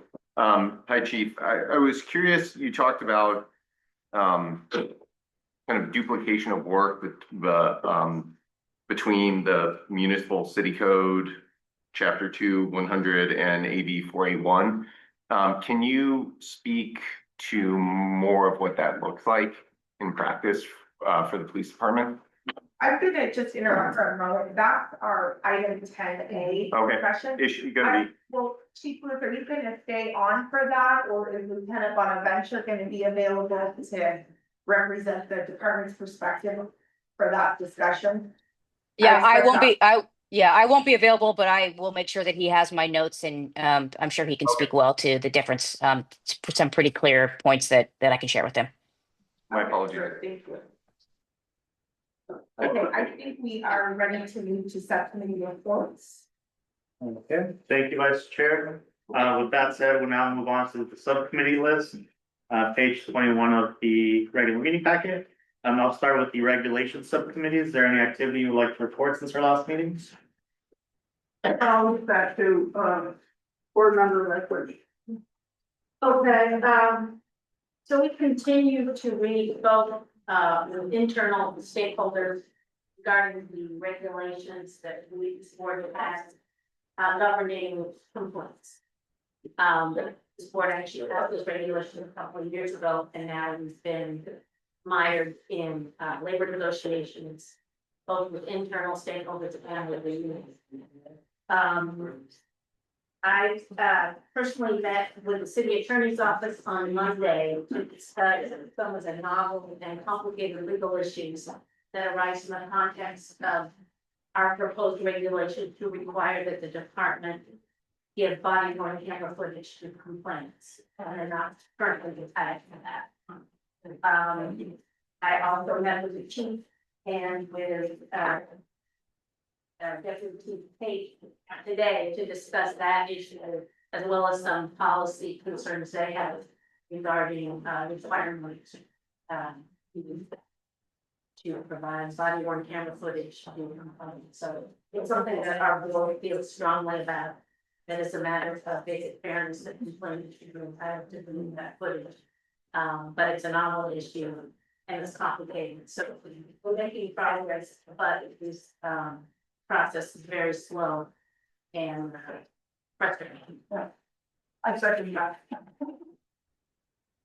Moving on to the policy review subcommittee, Board Member Lockwood and Chair Gaetano. No update on that. Metrics and operations subcommittee. No update other than the annual report item, which is on the agenda. Board Member Wells and I have been working with ODP staff. Outreach and engagement subcommittee. No update on that. Okay. Could I make one comment about outreach? Yes. Yeah, an idea for the outreach subcommittee, and that is that in quite a number of years ago, the PRC had a policy that when there were sufficient community members interested in a particular topic, that we would hold public forums. And we haven't done that. Well, I guess we did it fairly recently. The turnout was low, but I think it might be a good idea to try to bring that back. Sure. Yeah. Yep. Thanks. Okay. We'll skip over PP policy 1034, and go on to the arrest order prohibition subcommittee. Board Member Evans and I will meet next week when he's back from his travel. And Deputy Chief Lewis is meeting with Deputy Chief 8 to identify a representative from BPD for this letter. Perfect. Moving on to our liaison list, the Vice Chair Wilson, are there any effective leader updates? Yeah. Okay. And then Board Member Calavita for policy review 2025 PR 001. We haven't had an update yet. We'll be following up with the BPD on that. All right. With that. We haven't had any further progress in appointing community members as community members of subcommittees. We haven't. That policy again, can you remind us what this policy meant? Oh. That policy is about, Was it about dispatching officers?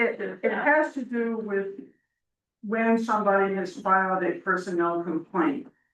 Somehow, trying to ensure or, attempt not to have, calls for service.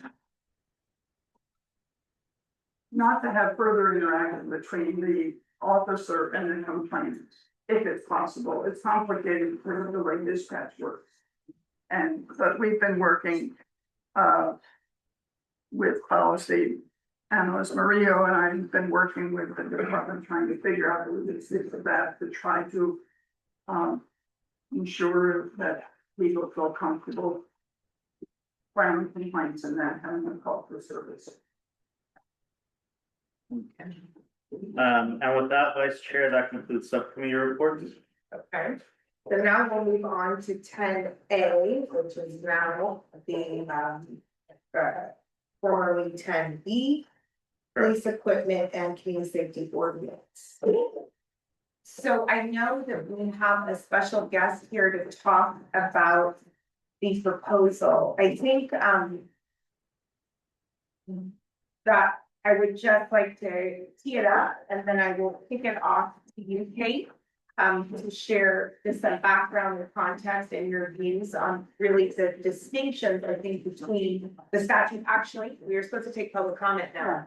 Yeah, so I'm sorry for that. I think we are going to take public comment now on this topic. After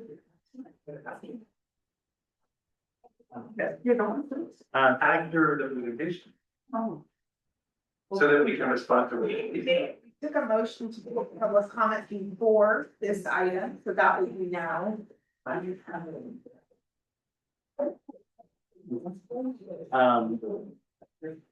just go first as public comment, then? No. Because I think we're missing the context. No.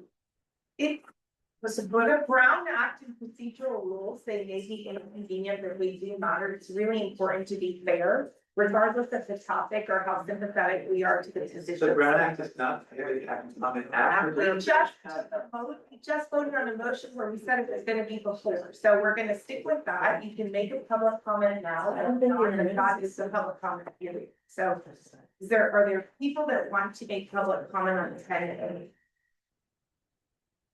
The reason to take a public comment afterwards is the same You reason that start you to have talk, people if you're gonna interrupt. lecture me on that, you're wasting your 3 minutes. to talk about I'm not wasting it, I'm saying that the police are going to make comments about this proposal. And the public has a right to comment on things that the police say about this proposal. That is why it's actually useful to have public comment after the presentations.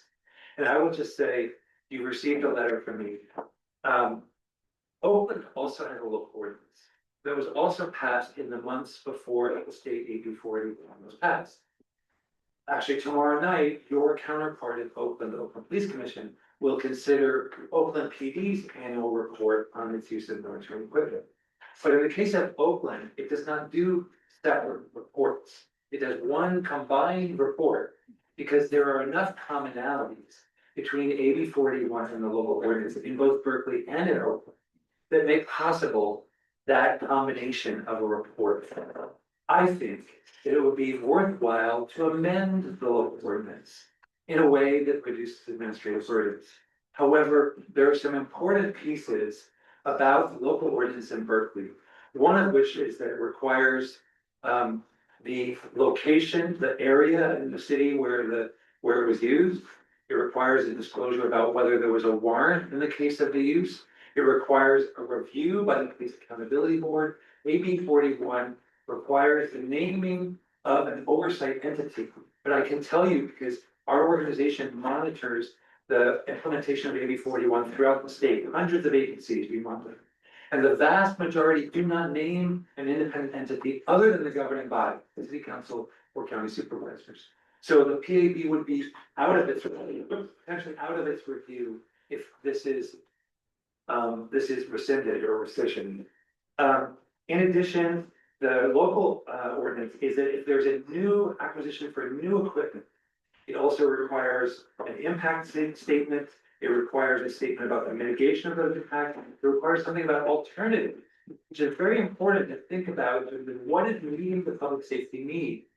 And this discussion about alternatives is not required by AB 41, nor is a disclosure of third-party providers, which, as you heard from the federal government's use of ALPR data, is very important. Because if you have a third-party provider of any of the military equipment controlled by this ordinance, then it's good to be aware of who the third-party provider is, because then you can find out what are the policies, how is that data or other information being shared.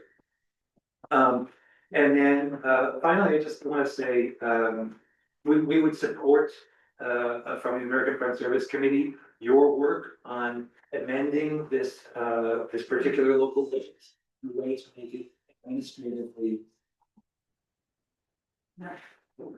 Thank you. Next public speaker.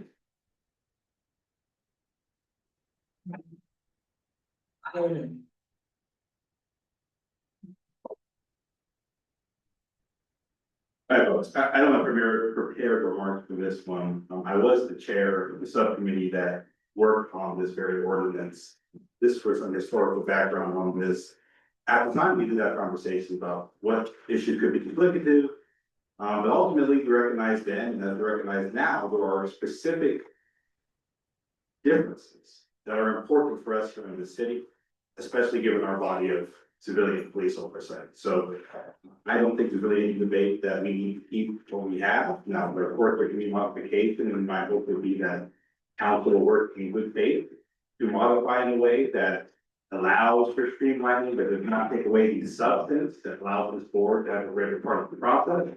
I would also say, with this and without this, the board should have the power to request documents for any type of control equipment or military equipment, whatever you want to refer to it. But since that's being undermined, this process is even more needed because it emphasizes the board's role in oversight over our department. So I won't go on and on. I'll also just very briefly mention, and it's not meant as a lecture or whatever. This board has many times had speakers wait, have people or have speakers go first, have the department go first, have public comment. That's happened at this body, that's happened at council. That's not an outrageous practice. I don't think about that. But again, There were very specific differences, John was controlling, they've been on well, and back at that time, the department was complaining. Particularly Captain Valeri, hopefully he's doing well in retirement, but, he was very unhappy about having to deal with these requirements and what is necessity and and necessity is to really know us, right? Our council, as they would say, is very busy.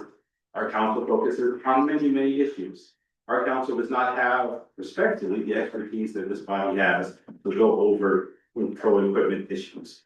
We need to keep this ordinance, find a modification to make it a little easier. If the chief needs to send over a one-year report or something, that's beautiful. But unfortunately, I have a feeling that this is really about taking more police oversight away from this body. And I fear that there will not be a good faith discussion at council. But I appreciate your work regardless, and I do want to thank you for your work tonight in Congress. Thank you.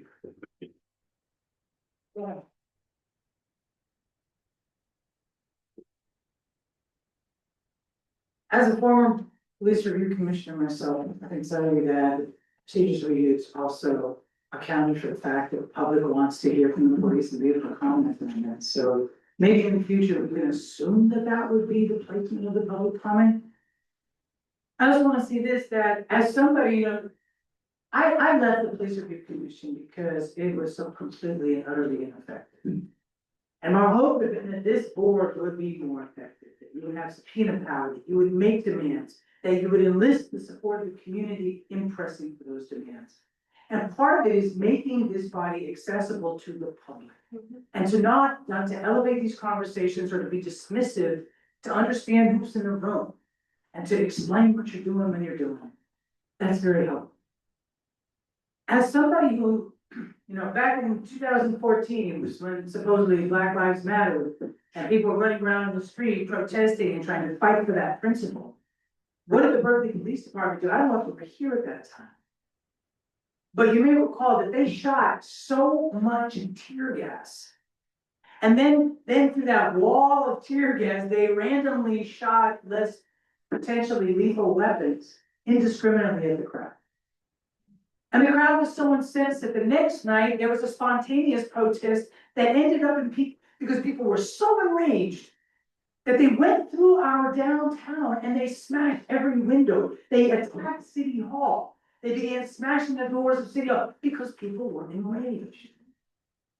Because the police were so arrogant and so violent and so dismissive of our concerns. And so when you're going to look at militarized equipment, like potentially lethal, whether it's foam, wood, dowel, whatever, rubber bullets, whatever it is, if you're not tracking the uses, then this whole thing is an exercise of futility. On that occasion, they shot so much gas at us that neighboring jurisdictions, the next night, they're like, hey, can you help us out? And everybody's like, no, we ran out. How much did you use? They said, we don't know. BPD was unable to account.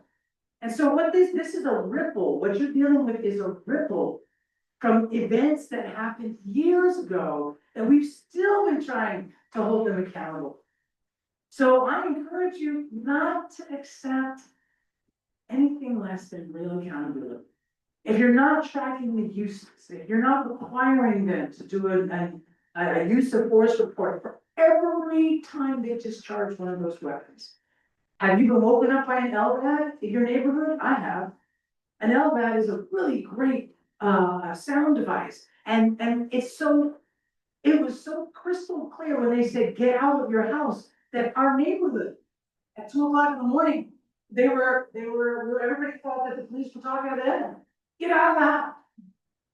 Try to put close to the house.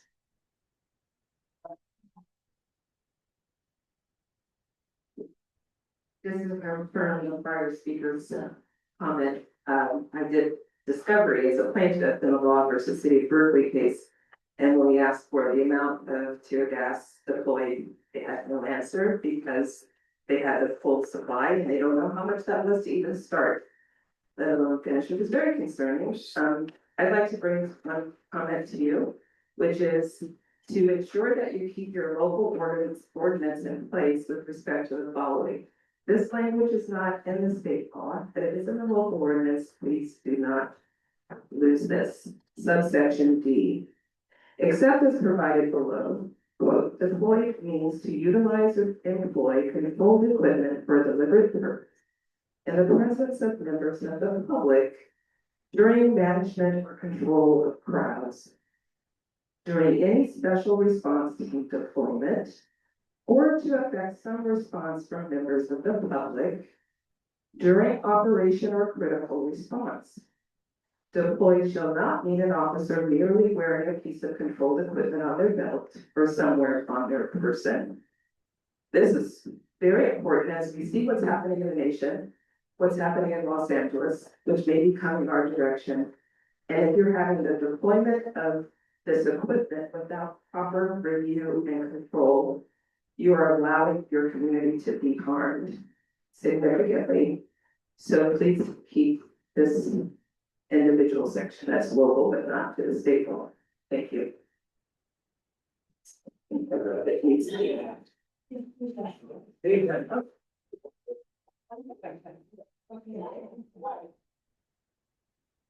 Amidst everything that my comrades have said tonight, the main thing that has been pointed out to me was when you did your land acknowledgement. And I must admit, you said it beautifully, but I have to admit also that it has no teeth if it's just performative. If we are just gonna claim that this land is a loaning land and then not acknowledge the ideologies behind that, it is performative. It truly is performative. And I cannot express enough that this board is not here because there are some bad apples in the police department. It is a structural, very much structural problem that we have on our hands. This board was created because of that. Do justice to that. Do justice to the people who are thrown underneath the rug. Do justice to it. I bet you find yourselves as good people who want to do justice to these people. I bet you do. Please show that to us. Please show that we can trust you all and come to these meetings and actually know that our voice is not just heard, but also implemented. Because then it is just a lethargic experience just to not have riots in the streets, people doing what we're talking about. Because I promise you that if we are not heard and justified, that is gonna happen. And as my comrade said, that is not a threat, that is a promise. Thank you.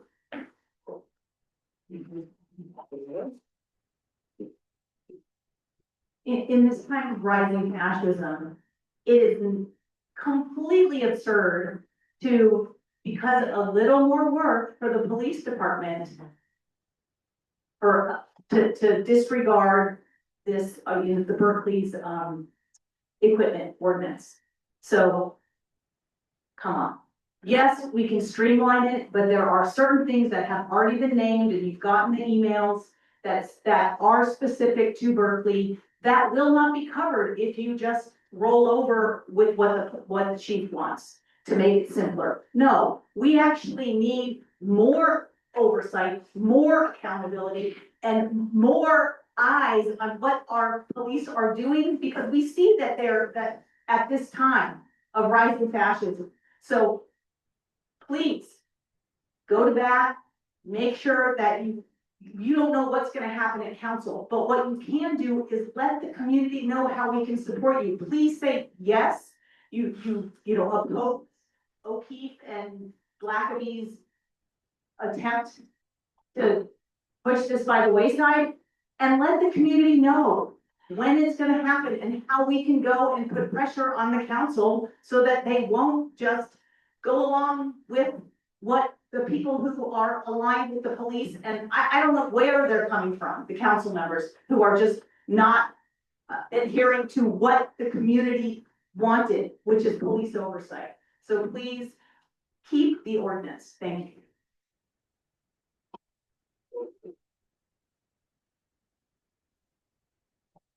Thank you. I want to speak specifically about why I think it would be important to keep this, important for this board to push for keeping the local ordinance at this moment. For me, this is an issue of the relationship between the board and the council and the city administration overall. I see it in the context of the I guess you could say disrespect that was shown to the board by the council and summarily dismissing and rejecting your report and recommendations on the texting scandal. It just smells like they're not interested in your input. It was shocking, but along with that, now they're trying to take away the tools that you need to oversee the department. So they just keep coming, and I feel like without the board standing up for itself and saying, no, we need this, you'll have to do the evaluation, you'll have to decide whether it's in fact the Quakers are correct, that the local ordinance was crafted to have a stronger protection and stronger oversight for these weapons that Moaning Law and others have demonstrated the need for. And that these weapons are used against the people. So that's the context I see it in. And then, of course, the larger context was just alluded to as the national context. And it is really frightening to see the local police in Los Angeles and other places say, well, we may not participate in immigration enforcement. However, we're going to participate in the repression of the demonstrators. And I can't get over what Mayor Lurie said in San Francisco. If you haven't heard this, apparently the president said that he was talking about arresting Governor Newsom. And Mayor Lurie was asked about that, and he said, well, he wouldn't comment. I mean, he didn't even address it. He did say, we're gonna enforce the law, we're gonna have public safety, and we may have to arrest demonstrators. So are we really in resistance? What's happening? And are we gonna do better than that? Are we gonna draw a line? Or are we going to start surrendering our level of oversight? Period. Thank you. Okay.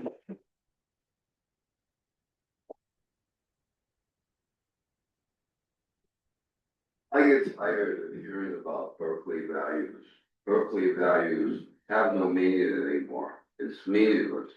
The values of the Berkeley City Council, the elected officials of any city, they're kept in power essentially by the police.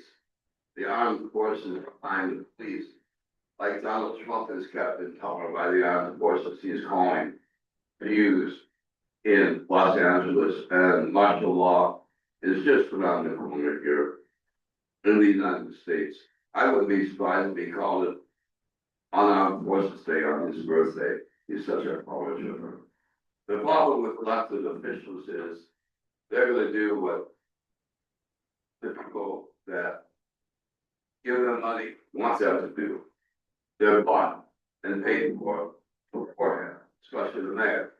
Bought and paid for beforehand, or else they don't get up there. The more power people have, the more corrupt they're gonna be, and they're gonna keep that power. They want more and more and more and more and more. And what could be done about that? Well, you did a great job on Textgate. You investigated that. It's out there. Spent a year on it. It was ignored. But people know about that. They know what happened. They saw it on paper. They heard you speak about it. They also saw the city council reject it. So you're in charge of what perception the people in Berkeley have about militarized police or Textgate, the bicycle cars. You can make people's minds open up some more. I really hope you do that. Thank you very much. Okay, are there any additional public speakers who are physically present before I move on to virtual? Seeing none, now move on to our virtual attendees. Mickey Duxbury, you've been granted permission to speak. Hi, this ordinance was passed, the ordinance has passed previously was long overdue. National studies have shown that militarized equipment doesn't make anybody safer, but it mostly serves to target marginalized communities that are usually where this increased militarization is used. So Berkeley was ahead of these issues when it passed the ordinance requiring reports on deployments, not just the uses of controlled equipment to the Police Accountability Board. Berkeley needs to stay ahead of these issues, especially with increasing authoritarianism. And I don't say that lightly. Reimagining policing, as the police chief and the whole city has said they want to do, must continue to include reimagining the use of military equipment. Of course, I support, as many might, the Police Accountability Board working with BPD to determine which part of the ordinance requires duplicate reports. But that was clearly not the intention of this ordinance, was not about adding more paperwork. It was about adding more transparency and accountability so that the people of Berkeley know what kind of a militarized equipment was used, where it was used, and whether it was connected to the use of a warrant. The current ordinance is stronger than the state's, and for good reason. The cost of militarized equipment is a lot more than the financial cost. Every intervention by police with this equipment has collateral damage. Every child, teen, partner, and family member that has witnessed the use of this equipment are traumatized. The current ordinances was a vital step to try to change some of the relationship between the police and the community as it pledges to protect by adding a layer of accountability. Given the current political climate, the worst in the US in terms of the federal government's willing to use fascist-like attacks against peaceful protesters, we need additional police accountability more than ever. And I'm going to amend that comment, fascist-like attacks, with my last quote. And this is a quote from someone you will recognize. Terrible things are happening outside. Poor, helpless people are being dragged out of their homes. Families are torn apart. Men, women, and children are being separated. Children come home to school to find that their parents have disappeared. Is that someone in LA or Chicago or the meatpacking pants or Charleston or any city in this country where these deportations have gone in and yanked people out of their place of employment? It's from Anne Frank in January 1943. And I'll end there. Thank you. Thank you. Our next speaker is Brian Hopper. You've been granted permission to speak. Good evening, members of the PAB. My name is Brian Hofer. I'm the Executive Director of Secure Justice, a civil liberties advocacy group located in Oakland. As a former 9-year chair of Oakland's Privacy Commission, I've administered the same model for surveillance technology, and I consult with cities across the country on both versions.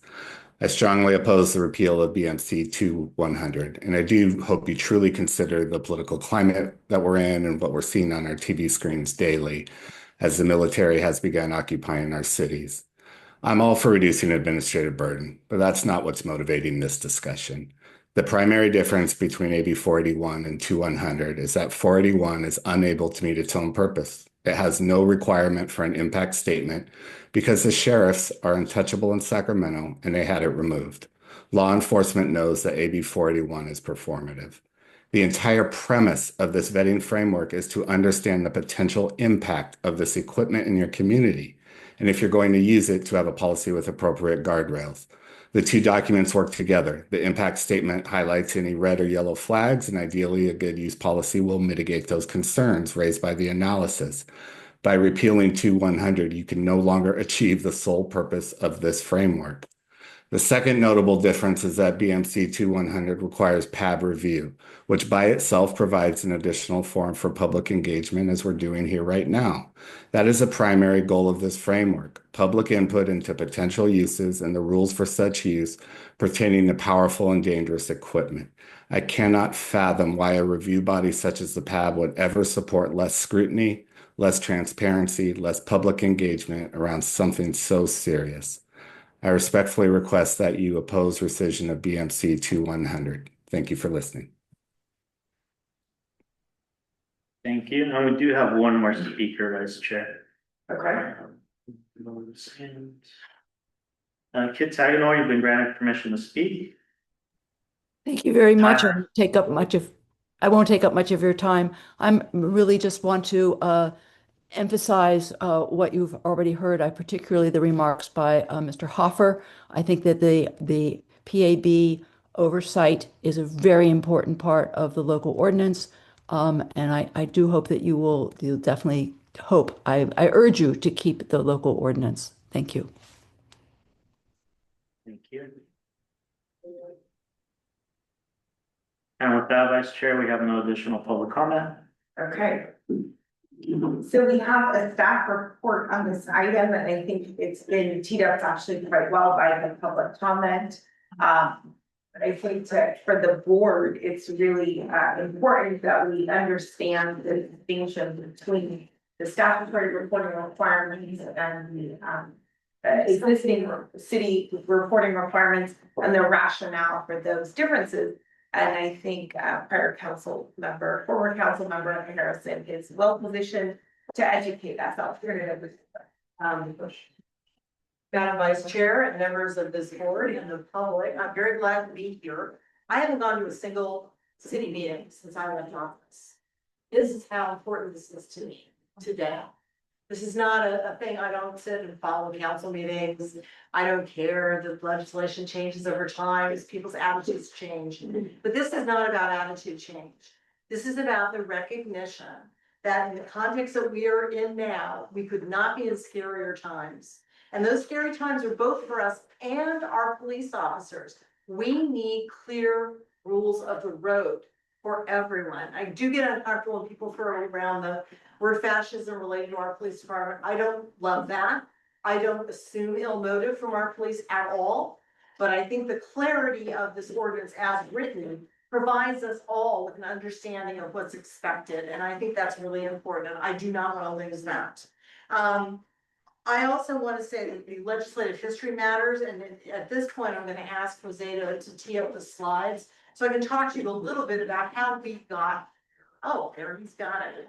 How we got here, because I cannot figure out how to do this thing with the panelist thing right now. See what you forget when you leave. So I'm gonna let him do that. I do want to say that we did pass this, as someone mentioned, one of the first ordinances of its kind, and maybe the very first. And the state did follow, but the state followed in ways that do not help us understand the context of what is going on in some of these situations. Do you have those? Yeah, it's okay. I'll just start by saying that there are two pretty basic principles that undergirded this policy. Policy one, oh, there it is. I don't know if you can all see that. Policy one, next slide, please, is about the public's right to know what equipment is being purchased and why. Okay, so what we want to know is, how is the equipment planned to be used? Is it going to be used in crowd control? Is it for hostage situations? Is it with an individual assailant? Is it with other kinds of situations? What are the limitations on its use? This is one of the most important parts of this ordinance. Is it doesn't just name a piece of equipment. It says, here are the situations in which you can use this, and here's where you cannot. You can use LRADs to make sure there's public service announcements about an unsafe situation. You cannot use LRADs in a way that will damage people's hearings in order to disperse the crowds. So the limitations on how it's to be used are so important. That's not covered in the state law. Its likely impact on public safety and on civil liberties. State law says nothing about how this use of this kind of equipment or deployment, which I'm going to discuss in a minute, can chill people's free speech rights. This, just like the surveillance ordinance, is based on the premise that we do not want to do anything to make people afraid to address their government. Who in this room is afraid right now? I'm afraid. I'm going out on Saturday to know King's Day, but I'm scared to death of what's going to happen, frankly. And I don't want our public to be scared to express their opinion about what's going on. Our ordinance also requires a discussion of life cycle costs. That is not included in the state legislation. Some of this equipment is expensive over time. We need to know what it's going to cost us. And it also asks that we identify third-party providers. Who is it that's providing the equipment, or maybe using the data from the equipment in the case of some of these? It's important to me to know who we're contracting with. Once a use report is done like this, that includes these considerations, there is no additional burden. It is about a type of equipment. Once we've approved the policy for batons, it's set. We're not creating any extra work for the police department. This work has all been done until someone comes and up with a new weapon type. This work has been done and it's embedded in the ordinance. I do not want this undone. I want to know how it's going to be used, what its limitations are, and what its effects on our civil liberties are. The second principle, next slide please, is that the public has a right to know where and how equipment will be deployed. They have a right to know, or was deployed, sorry. They have a right to know where this equipment was used, utilized, as Moni pointed out, or deployed for a deliberate purpose in the presence of the public. And I'm going to give you some slides and pictures to show you the difference between deployed and not deployed. What do we mean by that? I'll get to that in a minute. But essentially what it means is, was a weapon drawn or pointed at someone? I don't have to be shot to be afraid of 60 police officers showing up with rifles. I don't have to be afraid of tear gas when they all bring out the canister. It's when they point it at someone or draw it that we're talking about this being reported. This does not mean an officer merely wearing a piece of equipment. This is one of the biggest canards when we pass this, or an officer transporting equipment. So I'm going to give you some examples. When does it not have to be reported? Doesn't it have to be reported with, for example, carrying pepper spray or a baton? If you're not pointing it at someone, you're using it inactively, it's on your belt, you just have it with you. Or when you're carrying it in your car as an officer. So in the next slide, you'll see a picture. These situations are not reported under the ordinance. This is someone's normally carrying this equipment around. When it does have to, in these examples, be reported is when, for example, pepper spray or batons that are more than 30 inches in length, the long batons, in the presence of the public during an operation in an active or deliberate manner to control the public's behavior. That's what this is about. I'm bringing this out now so that you will do what we tell you to do. What does that look like? Next slide. This looks like LA to me. I am very afraid, as I said. This is the pointing pepper spray at someone on the left. And this is the deployment of the long batons in big squads on the right. This is not a passive thing, okay? We're not talking about a single officer, the next slide please, holding a gun by themselves or with a partner in this fashion. We're talking about whole squads of officers pointing weapons at people. Next, please. So, for example, this is reported holding a specialized rifle in the presence of the public. We spent an inordinate amount of time again back in 2021 discussing the issue of rifles and tear gas. Those are not included in the state law. There are whole categories of weapons that are not in state law. Are you scared of this? I'm scared of this. And it's not because I'm scared of the BPD. I'm scared of the people behind them. I'm scared of ICE. I'm scared of everybody else that comes along. The other thing that the use report includes, next slide, is really, really critical information. Number one amongst this is where the equipment was deployed. Can you go to the next slide for a minute? This is the map in 2024 of where this equipment was deployed. It's a little hard to see, but you'll see a big cluster around the BART Plaza. Why? Deployed against homeless people. You'll see this pattern does not show clusters that you would think they'd be spread evenly through the city in hostage situations or crime situations. No, they show concentrations in districts 4 and 1 where more homeless people are living on the streets. I want to know that. I want to know, is this used, if we were a bigger city, this might be more relevant, is this used in largely African-American neighborhoods? We have so few, unfortunately, African-Americans left, which Moni is continuously pointing out that this may be not the relevant factor, but I want to know that. I want to know if it's used in crowd control, and I want to know where. Also, how many times was it deployed? Can you go back one? This is in our ordinance. This is not in the state ordinance. The report from last year was deployed 50 times. And it was deployed 50 times, not used. They didn't spray pepper spray. They didn't shoot people. They brought these weapons out 50 times. I would like to know that. How long was it deployed for? We've had a lot of discussion, we did in the past with the council after the George Floyd demonstration started about a desire from the chief and the then city manager to have curfews. How long are officers standing on the street with this equipment? Is this a 1 minute thing, or is this something where they're standing in that park plaza for hours with this equipment? And finally, was there a warrant associated with its use? This is more important in the situation of accompanying ICE, which I know we have a policy against doing, or in like a hostage situation. Again, you know, did you have a warrant before you brought out this weaponry? These are not minor considerations. These are not minor differences with state law. You go 2 slides forward, and also not minor is our PAB. State law requires that cities and counties establish an independent body, but most have simply not done that. We have an independent body. We don't need to establish that body. And I agree with whoever it was that said, I think of this as a cynical move to remove power from the PAB, which follows on what happened with the texting scandal and a lot of other things that happened with this body. We have a body already. We don't have to set up another one. If this doesn't go to the PAB, who's it going to go to? It can't go just to council. That is not allowed under state law. You have to have an entity. Who is that? And also, once in place, as I mentioned before, it is not overly burdensome. Adding information to the end of a report about what the state requires and saying things like, where was it used? I'm talking about the deployment report now, the use report. Where was it used? How many times and for how long? I don't think is overly burdensome. What price are our civil liberties? Finally, I just want to say that I've been in the field of criminal justice reform for a long time. That's actually where I came from.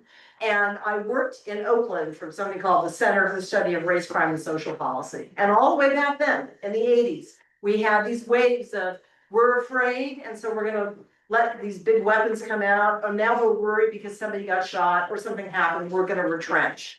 Let's not do that. Let's not be the city that reacts every time something happens.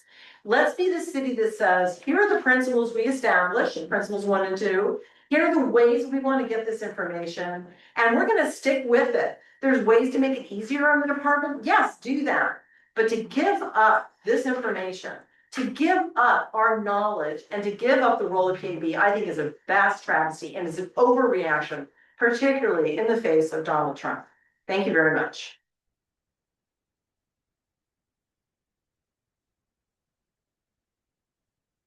Questions or comments?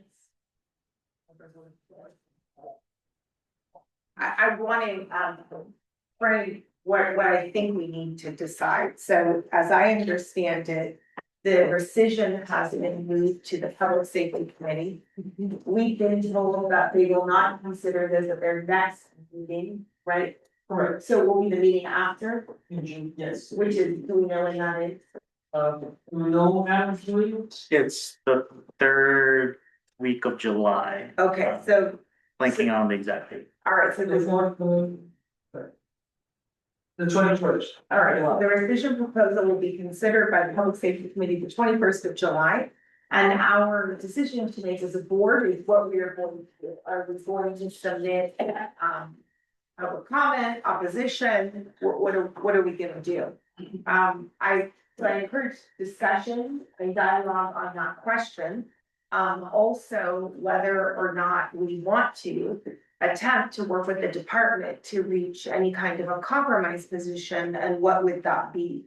I appreciate your presentation, although I do have to say I am still not completely clear on the distinctions between the statutory reporting requirement and the ordinance, for example, deployment versus use, and if that is something that could be corrected by revising our own policy to define use for purposes of completion of the state report. So we could kind of get to what we want by having our policy define use for purpose of reporting the state's reporting requirements. You mean by including deployment of pointing it at something? Exactly. Okay. That's the kind of thing I'm thinking about to kind of reach a compromise position, but I don't want to dominate the conversation. So any other board members?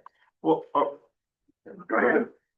Are we gonna hear from the police department, like their response, or is it just what Chief Lewis Oh, no, shared? sure, I think if there's questions that people Oh, have. there's not additional presentation? No. Okay. I don't think there's a formal communication. Did you want to make a remark to 10 or 5? I don't have a formal presentation, it's, I mean, everything was pretty much covered, we do have some differences here, some distances in reporting, like if you work 41 does not address, the ponds or ocean spray. It provides broader coverage for emerging technologies and specialized equipment like robots and drones.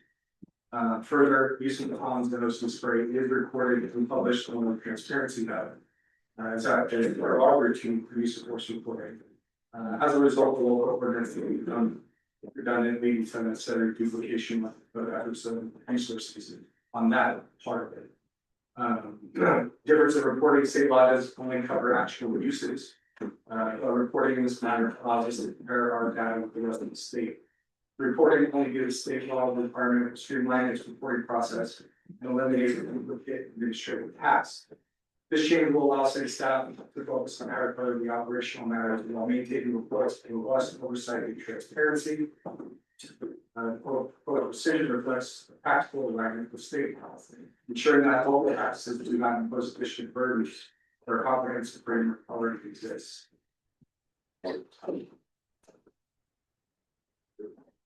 Can you talk a little bit about just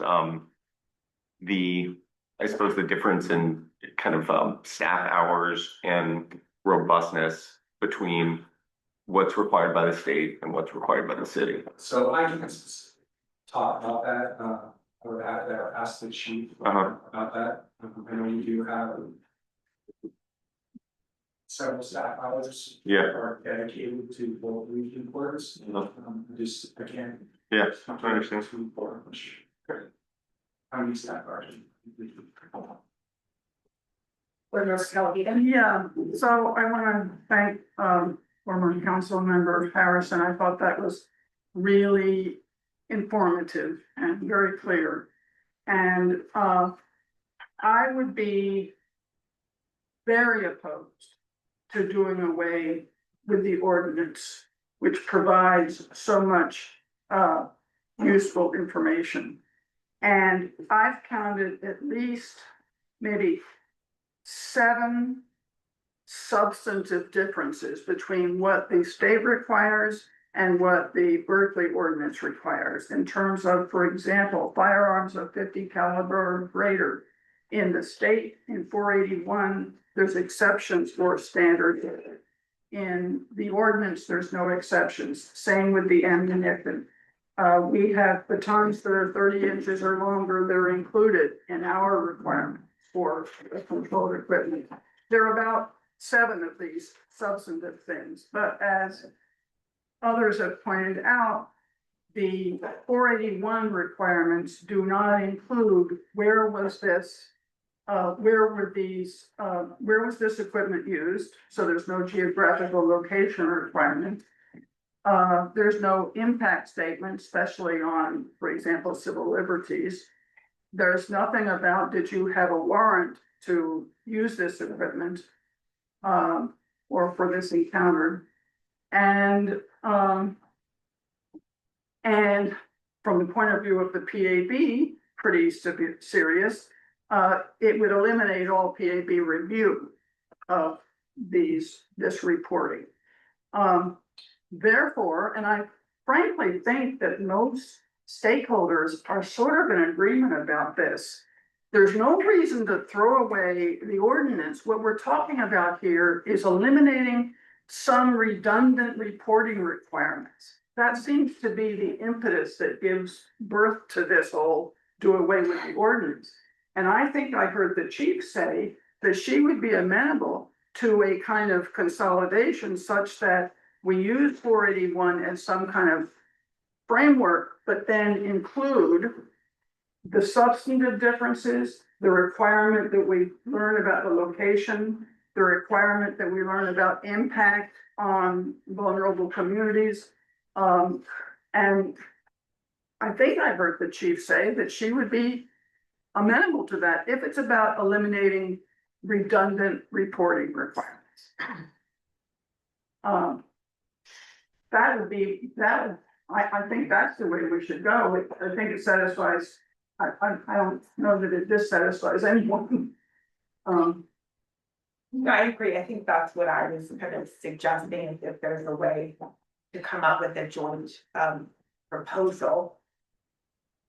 I understand one thing, actually just reporting on use does not help compare data because there is no legal definition of use in the statute. So all the cities are and counties are interpreting it differently anyway. It won't provide us with the useful comparison points. So I'd rather have Exactly why I thought we could define it the way that we want to and still get the same result. The board members. No, I agree with what we're going to suggest.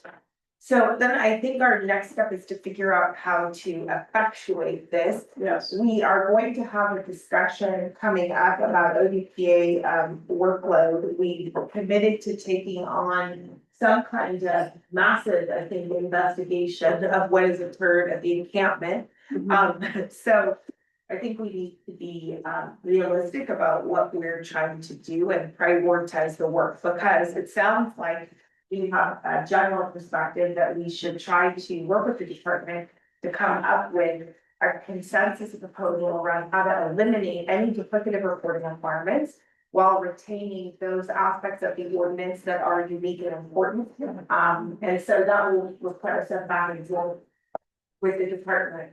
I'd like to ask our ODPA director to take on this work in the initial instance.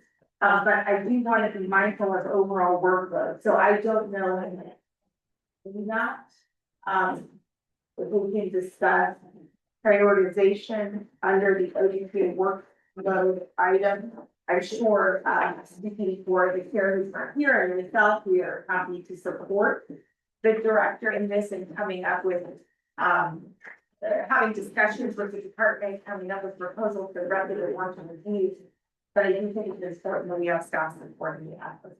It's somewhat time sensitive though, right? Looking like July. That's what we need to talk about, you know, other than other competing football, and I do know that's on the agenda. But when do we have to get something to council if they're gonna vote on this July 21st? Not council, public safety committee. Oh, the public safety committee, when do we have to get something to them? As we of the notices for the public safety committee. Committee meetings, they're generally noticed on the same schedule because they're recurring, so it's 72 hours before the meeting. Those specifically don't have a timeline for them. We would just have to coordinate with the chair of the committee and the city clerk's office to make sure that there's enough time. But for context, before that next meeting, there are 2 additional regular meetings of the PAB between now and then.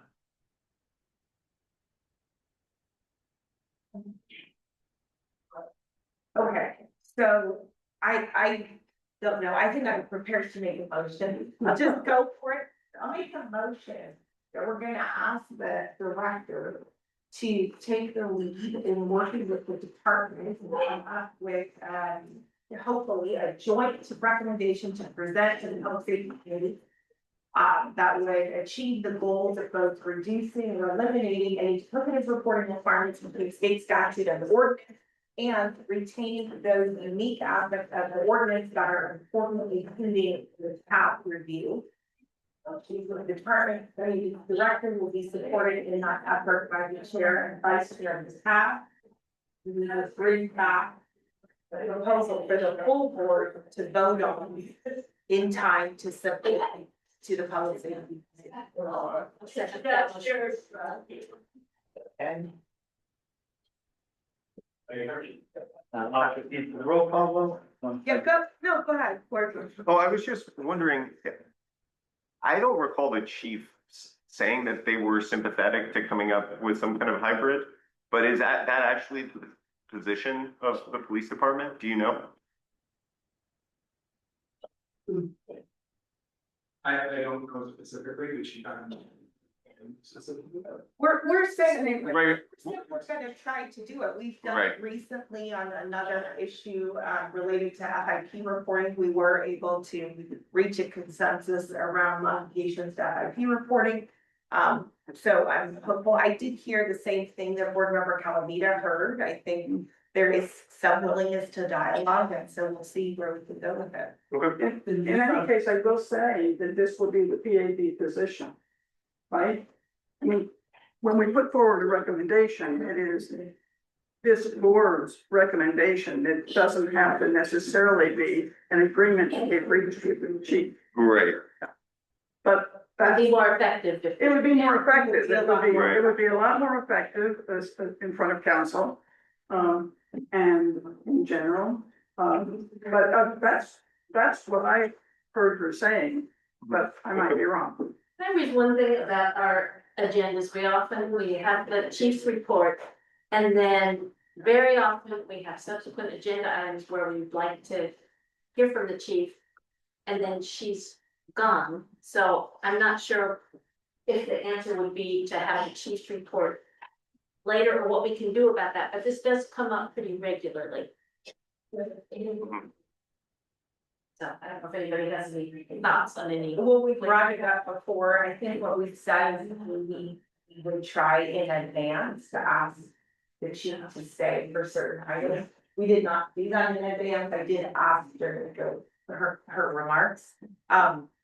So I think we need to be better about seeing those, flagging them in advance and asking, in advance of the meetings, as well as trying to agendize those things earlier. Prior to say staff reports that it was, so to be respectful of the time. Yeah. I think I'd like to say, the police department should say, they're always going to have that. I mean. Dialogue. I'm always going to have that, that's our job. Yeah. Have dialogues where it's brutal. I mean, that's always in that. Oh, right, it's time to get. So just so you know, Yeah. that's where we look at it. Yep. That's it. Okay, I think have a motion or second. I'm gonna add that, I do to there was openness for dialogue here. This item was headed directly to council. It was coordinated with both the chief and the city manager. And they both agreed that it deserved more review before the full council, which is why it's set the public safety, so, they both agreed on that.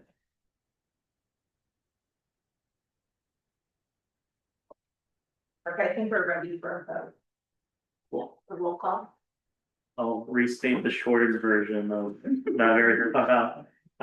So in summary, the motion is to ask the Director of Police Accountability to take the lead in working with the BPD on a joint response in coordination with the chair and the vice chair in order to bring it back to the board before the next public safety meeting in which they will be discussing this item, which is in July.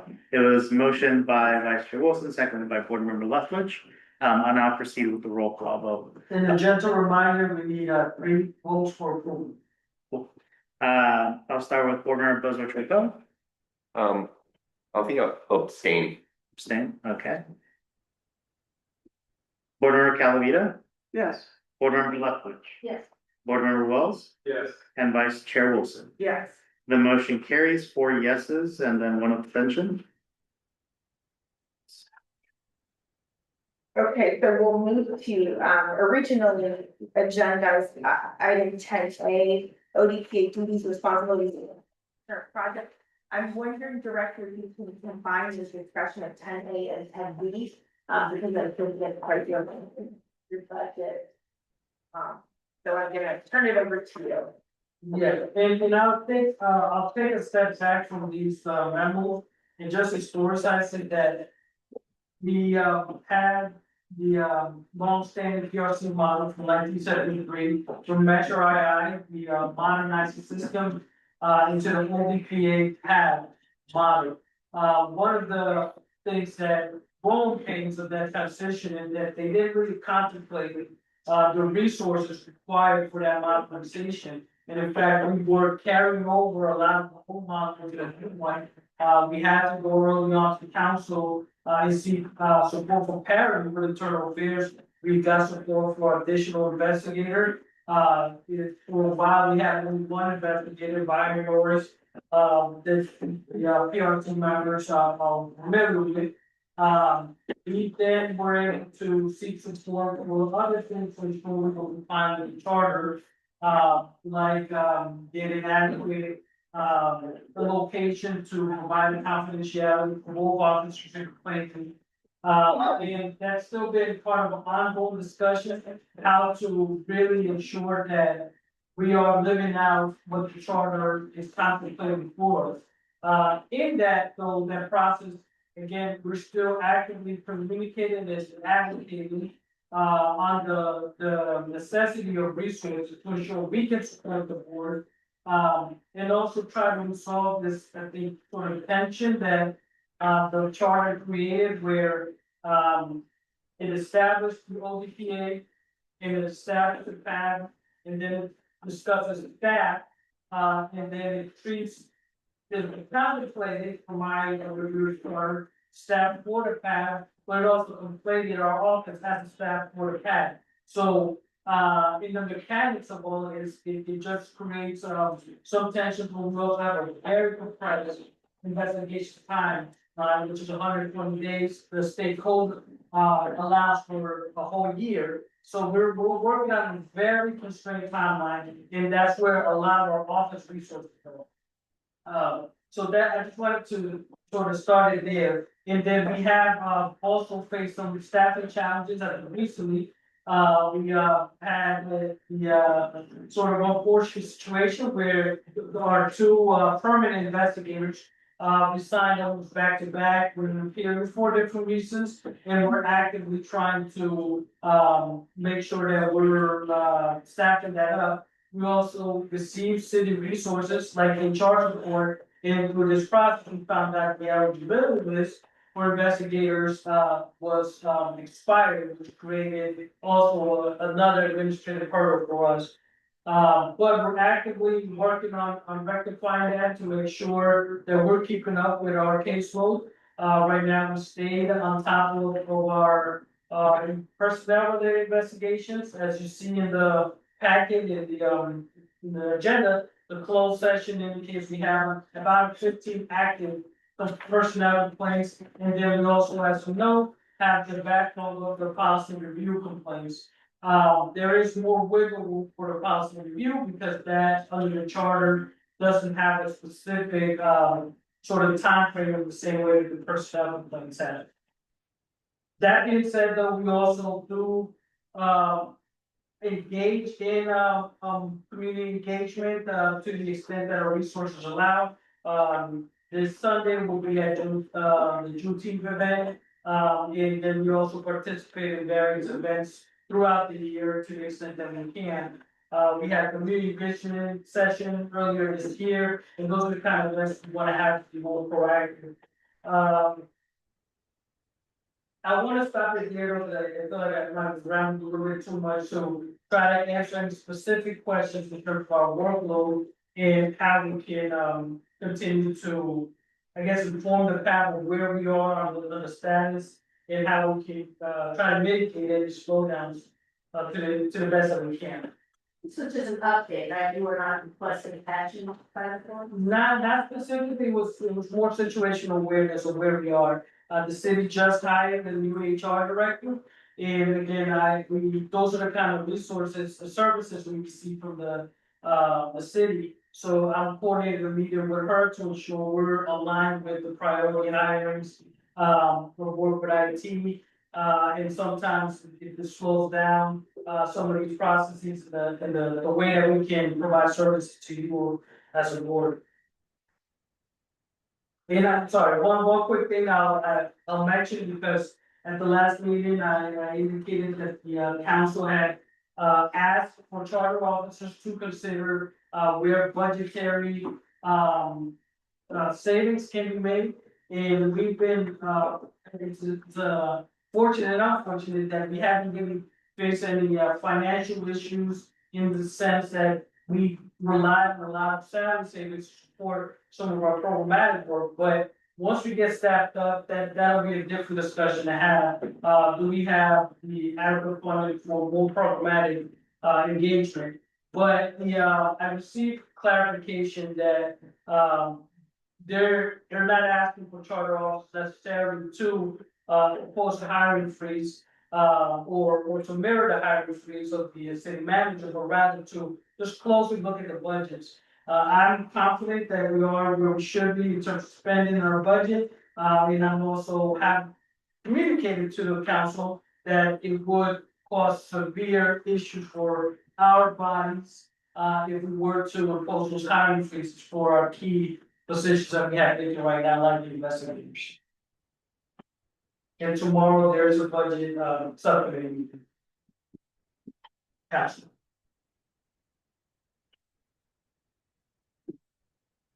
So I guess I would just start off, I just wanted to give a little bit of feedback. I'm very sympathetic to workload issues. Lack of clarity around who staffs this board and what your responsibilities are. I felt a little I didn't feel particularly educated by the many pages that were included in this agenda pack on this topic, however, because I wasn't clear about what it is independent of our work that you are required to do versus the work that we are asking you to do that you would not do, but for the fact that we're asking you to do it, which I think is an important thing for us to understand. And just in terms of workload, I just noticed that this is quite a few times, but there were many pages of material here that I don't think we necessarily needed, like pages of job description, back and forth or with the city manager on a hiring freeze that wasn't in fact effectuated. So I would just encourage you to continue to consider brevity and whether or not we need to review all of the things that are being put into this packet. A question is on your current backlog items, and again, I'm sorry for not to talk about this publicly, but the number of pending policy reviews, that's in our packet, I believe that are assigned to you, and I think that's 14 or something like that. Do you have the number on hand? Oh, so, and then the personnel complaints, again, we can't answer that publicly then. Yeah, we have the list, page 7 of the packet of the different, personnel. And they're actually, Okay, I'm not looking at that, how long is that? 18 are listed there, but some are, just pending final issues. Okay. And then how many policies? There are 13 open policy reviews. 13 open, and that's separate from those that are listed in the subcommittee section, or is that inclusive of those? This is inclusive of some of them that are assigned to board members, not the subcommittees. Okay, board members, not the subcommittee. So just a question, with your existing staffing level, is that a manageable workload? I asked you, we've asked you now to do some work on this equipment ordinance issue. We have decided to take on an enhancement review. Do we need to like take some of these policy reviews, for example, off of your plate? That's the kind of, I think, tactical feedback I know I personally would benefit from to help address some of the concerns you're raising. I'm really happy to prioritize or remove things. And perhaps our philosophies are different here, and that to me, I think it is a gift that the charter didn't give a strict timeline on personnel. So when we prioritize stuff from the office, when we prioritize stuff in the office, we prioritize personnel, and sometimes outside the policy. And then sometimes it just requires a lot more robust review. Now, we don't always align with methodology. I don't necessarily know that, if, there's that wiggle room there on policy, and we actually have finalized a few that we are gonna be bringing within the next, meeting or two back to the PAB and the policy front.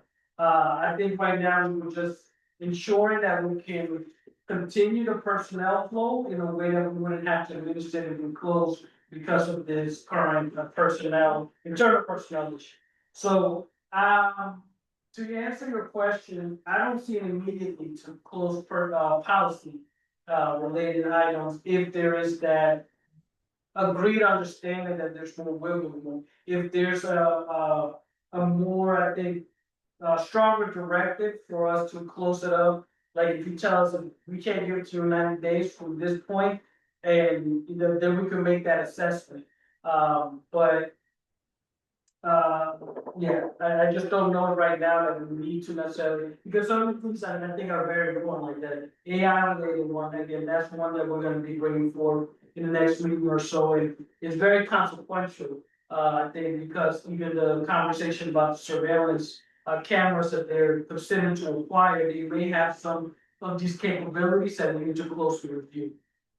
But I think the question I have is, like, how do you prioritize the workloads that your department is managing? As every meeting we have, you're being given more work with a certain level of urgency or importance. Yeah, so definitely, personnel related matters are always our priority. And then if there's any council related deadline, then we bump those items up. And then the other things, we just slow it down personally.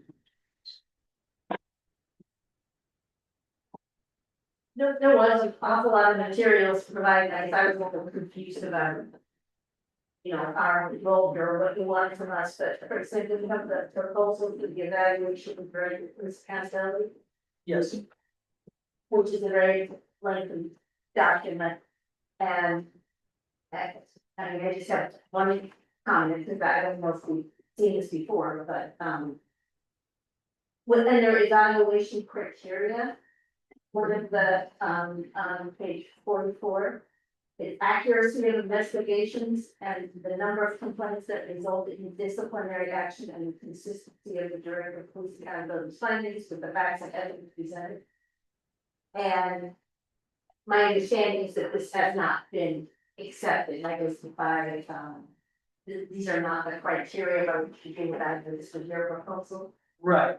Okay. And on that one, I guess I would not include that. I don't think the number of complaints that result in disciplinary action, I don't think that's an appropriate measure to evaluate you on, because we don't have any control over what, the merits of complaints that we receive. So maybe I'm misinterpreting what this is, but that just jumped out because when I was reviewing all these materials as something that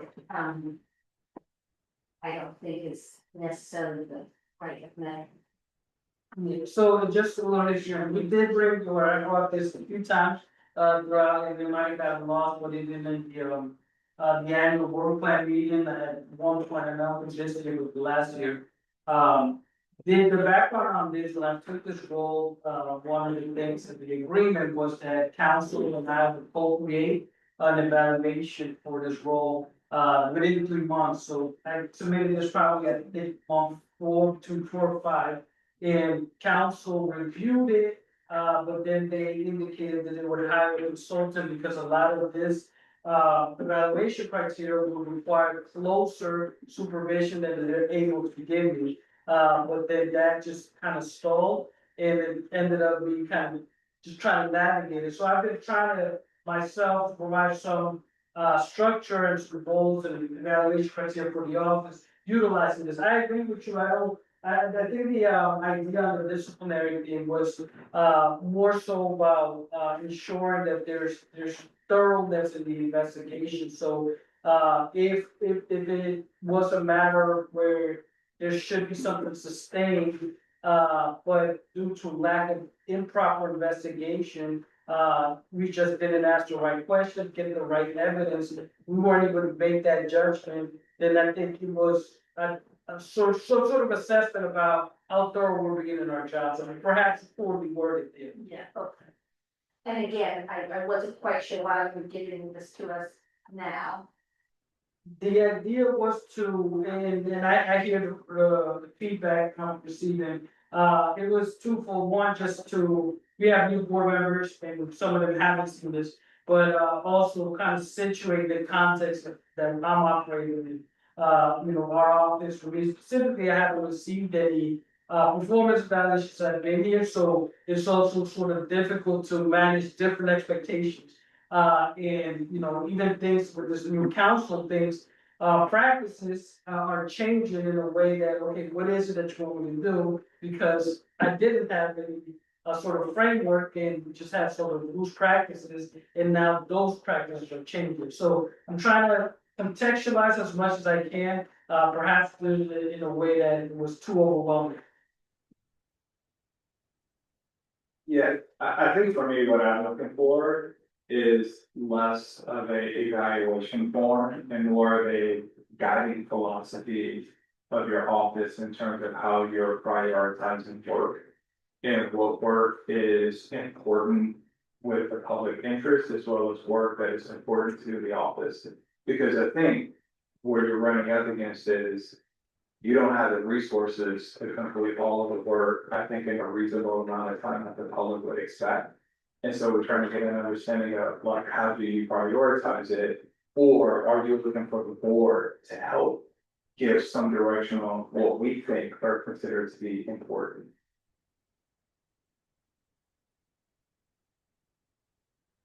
I hadn't contemplated the latter. Again, it's, as it relates to the core functions of the office, it's personnel and things. So that is always gonna be our priority. We can't miss a deadline there. We have been in unfortunate situations in the transition where we had to close out cases because we ran out of time. So I don't want us to be in that situation again. And that's where always the resources, even the collective resources of our office often go. But if you feel that the policy's backlog is too big in a way that is causing concern for the credibility of the work we're doing, then I'm happy to have that discussion. I think some are very important. I think all of them are important in different ways, but some are very timely and active issues that are happening right now. I would agree that I think all of the issues have a certain level of time sensitivity and probably even greater sense of urgency given the longer national context. I think when the public comes to meetings, I think there is, whether it's reasonable or unreasonable, there is a expectation that we're going to take action within a reasonable amount of time. And so my concern is, do you have the resources to be able to manage your workload in a reasonable amount of time? To be able to either close cases or close investigations, or even provide the board with the information that we need to be able to vote on? Yeah, certainly, as you're asking this question today, no. I mean, we're down folks in our office, so I think once we're fully staffed, with the budgeted, we're closer to that level. I still think we fall short of resources in what's been budgeted for us, but I think it's manageable, certainly when we're fully staffed. So do you feel, right now, let's just focus on the 18 personnel. So the 18 personnel complaints that are pending, the staff that you currently have. And today we have asked for, we've given additional work to the office. Is this manageable or not? Not in the annual report. Oh, right. So, the additional work that you indicated today, I don't know that is, we can have the office discussions. I don't know that it was a heavy ask per se, and some of the groundwork that's already been done, but. I can have the conversation with the staff. I guess you mentioned the annual report, that is, we have a timeline that we're trying to keep with that too. And also, so on page 64 or 66 of the packet, you have the preliminary 2025 calendar of events, which adds another array of activities. And I see that it goes to Q1 and Q2, which have already happened, so it's not, and then you're asking for our input. So our feedback on this, so it obviously would be more helpful if we got something in December of 2024 or January, because we're already halfway through the year. I think when we updated or we put in the manual, they changed the date, but this is something I provided at the first meeting of the year. Our preliminary, because when we were having a discussion about the capital plan, I put this along for your consideration of what we were gonna work to go this. Oh, okay, so I guess the title, it's not really subject, it's not the preliminary. If this isn't. That was the ambition in the beginning of the year, but that was drastically changed. Okay, but are these still realistic looking for the rest of the year? Any feedback have we done, have we? We sort of combined the community vision session with the Black History Month event, so that's how we accomplished that one. We are in conversations about the public safety technology, sort of conversation and what that could look like. And so we're trying to at least cover one event for, but certainly not the whole list of events that we had contemplated. And these events don't include the conferences either, do they? No.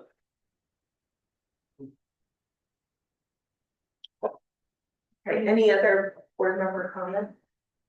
No, I would just hate to have you be overly ambitious if it's just not realistic given the other workload. You know, it's nice to have goals, but not in reality kicks in and it's like, we can't, maybe it would be, do one of these things per quarter. Explicitly say that, because this makes it sound like, a lot. Well, we were fully staffed at that time, so it was a different reality.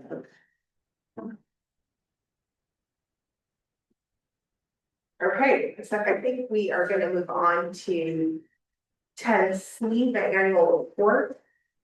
Yes, and one correction there, we put the 23rd, it's actually the 22nd, it's the target date. That we're trying to go to council, we did here. The clerk reached out to us, he told us that they have that date for us, July 22nd, and at 4 P.M. a special meeting. So they wanted us to confirm, and I wanted to receive feedback from the subcommittee, and we're actively working on updating that. Sorry, I'm not, what page is it? 106, okay, 106, so we're trying to get the subcommittee the updated version of it in the June 25th, and then if it's acceptable at that point, we would have it on the July 9th meeting for a full PAB review, and then we can submit it before the council, July 22nd presentation.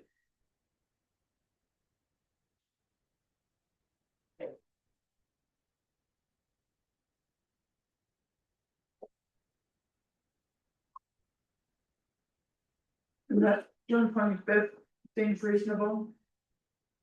Yeah, we have advanced, the feedback that we received very clear, which was helpful for us. So we're actively working on that, and we're actually trying to get it to, subcommittee early if we can, but definitely by that. But I don't know if the subcommittee will feel it has adequate time to review or still agenda for July 9th. Who's on that subcommittee? I think it's fine, it doesn't look board member ones if you have a different view. No, I think it's fine. Did you want us to vote on this? I think, yeah, it's just so we can certify it to the clerk, and also, last time we didn't have a PAB representative, so, trying to see if there's, any interest and who will be the designee. Or the designated parties that will go, if there's interest on that day, July 22nd. I would be out of the country on that day. I have an interest, but was born on that day, Oh. so TBD. Yeah, so maybe we can talk about it with the chair. Or you can just vote on it, this is not. No, let's not. Okay. So do we want a motion to approve the timeline? I guess with the modification that it's July 22nd and not 23rd, that's. Okay, so can somebody make a motion? Yeah, I move we accept this, calendar for the annual report submission As amended. as amended. Yeah. Okay, I'll second. And proceed to roll call. Board Member Buzz Aye. Board Member Calavita, Yes. Board Member Lefkovich. Yes. Board Member Wells. Yes. And Vice Chair Wilson. Yeah. The motion carries.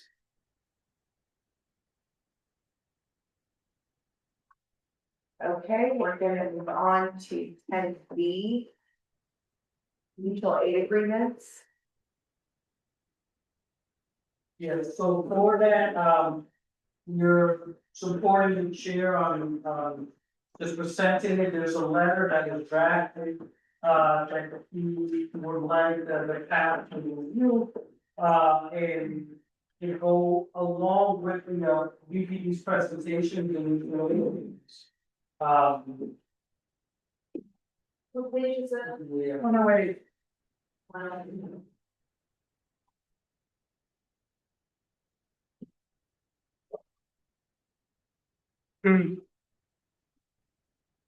So, and one of the things I'll just highlight, and then I'll turn it over to, William to summarize it, but, one of the things, we have already, I think, received some sort of agreement on some of these items.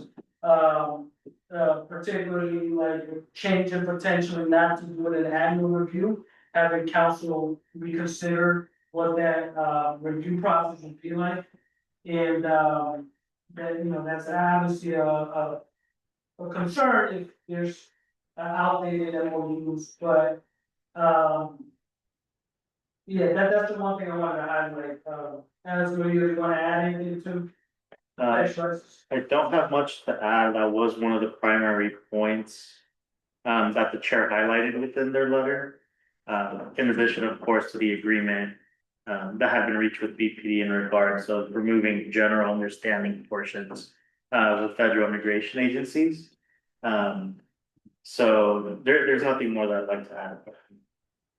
There was a suggestion, I thought the letter was good, but we don't know that there's been no review since, how we finished 2017. It was, yeah, so 2018 was the last, I think, batch treated. Right, so we're not saying why is the annual review? I mean, we're not having that compliance, so I would just add something to that effect in your order. Do you have a recommendation of where that would go, or you want to leave that open to? Well, I guess in that third paragraph, second sentence.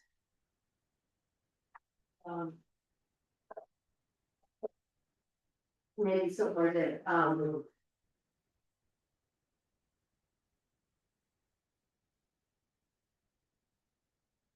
have any specific language, I just think that maybe people would go there, just that, I just think it's important to note that. We might add a final sentence to that paragraph, which is at the top of page 109.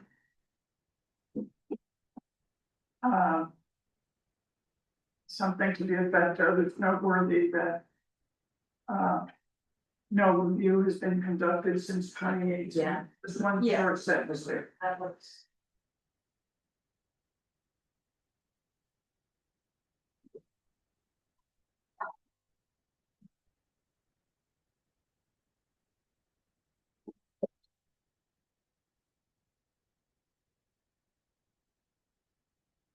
Is there a formal motion?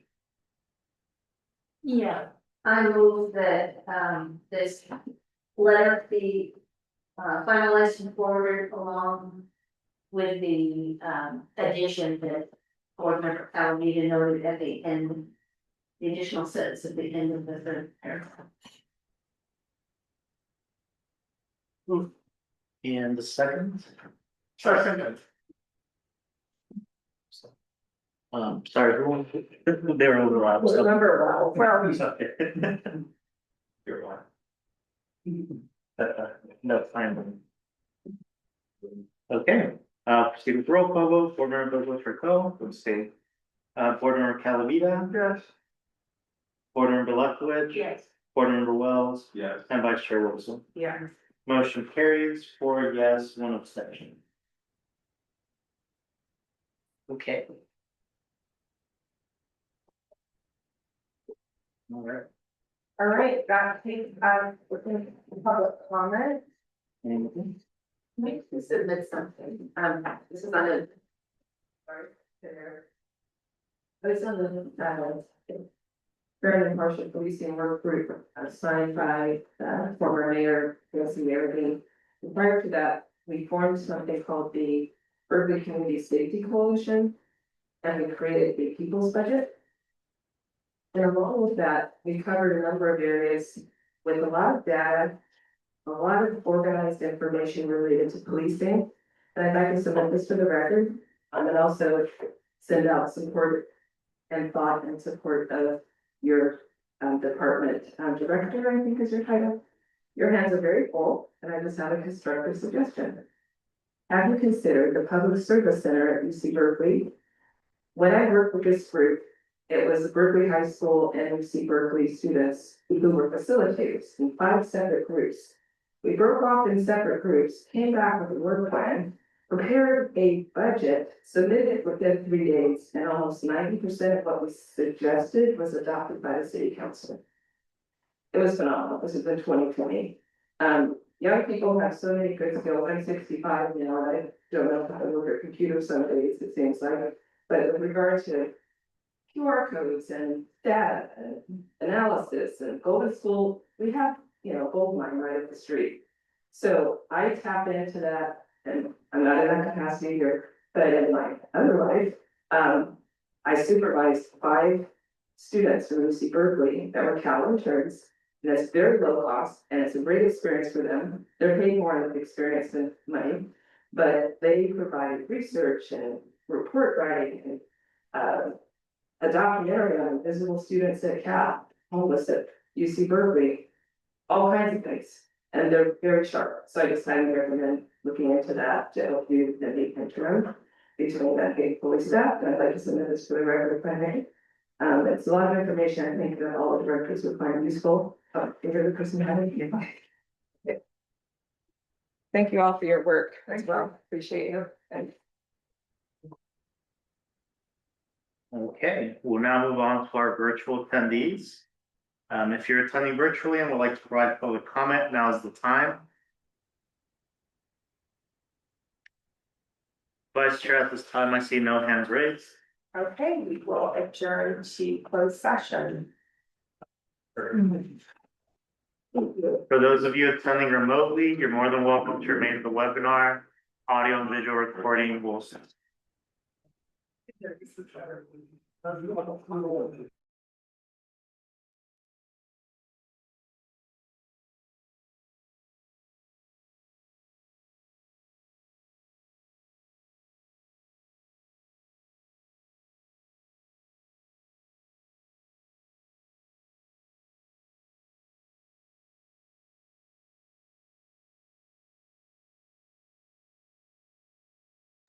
One, we are live. Okay, Chair, Vice Chair, we are back. Can you do the report out? Yes, during the closed session, the board accepted the director's findings in one of the cases listed, 2025 CI 0014, if I'm correct, as well as received case updates on other cases noted. With that, Chair, we can move forward to, Vice Chair, we can move forward to adjournment. Okay, we have a motion to adjourn. And the second, please. Second. And seeing no objections, the meeting is adjourned at 10:03 p.m. What is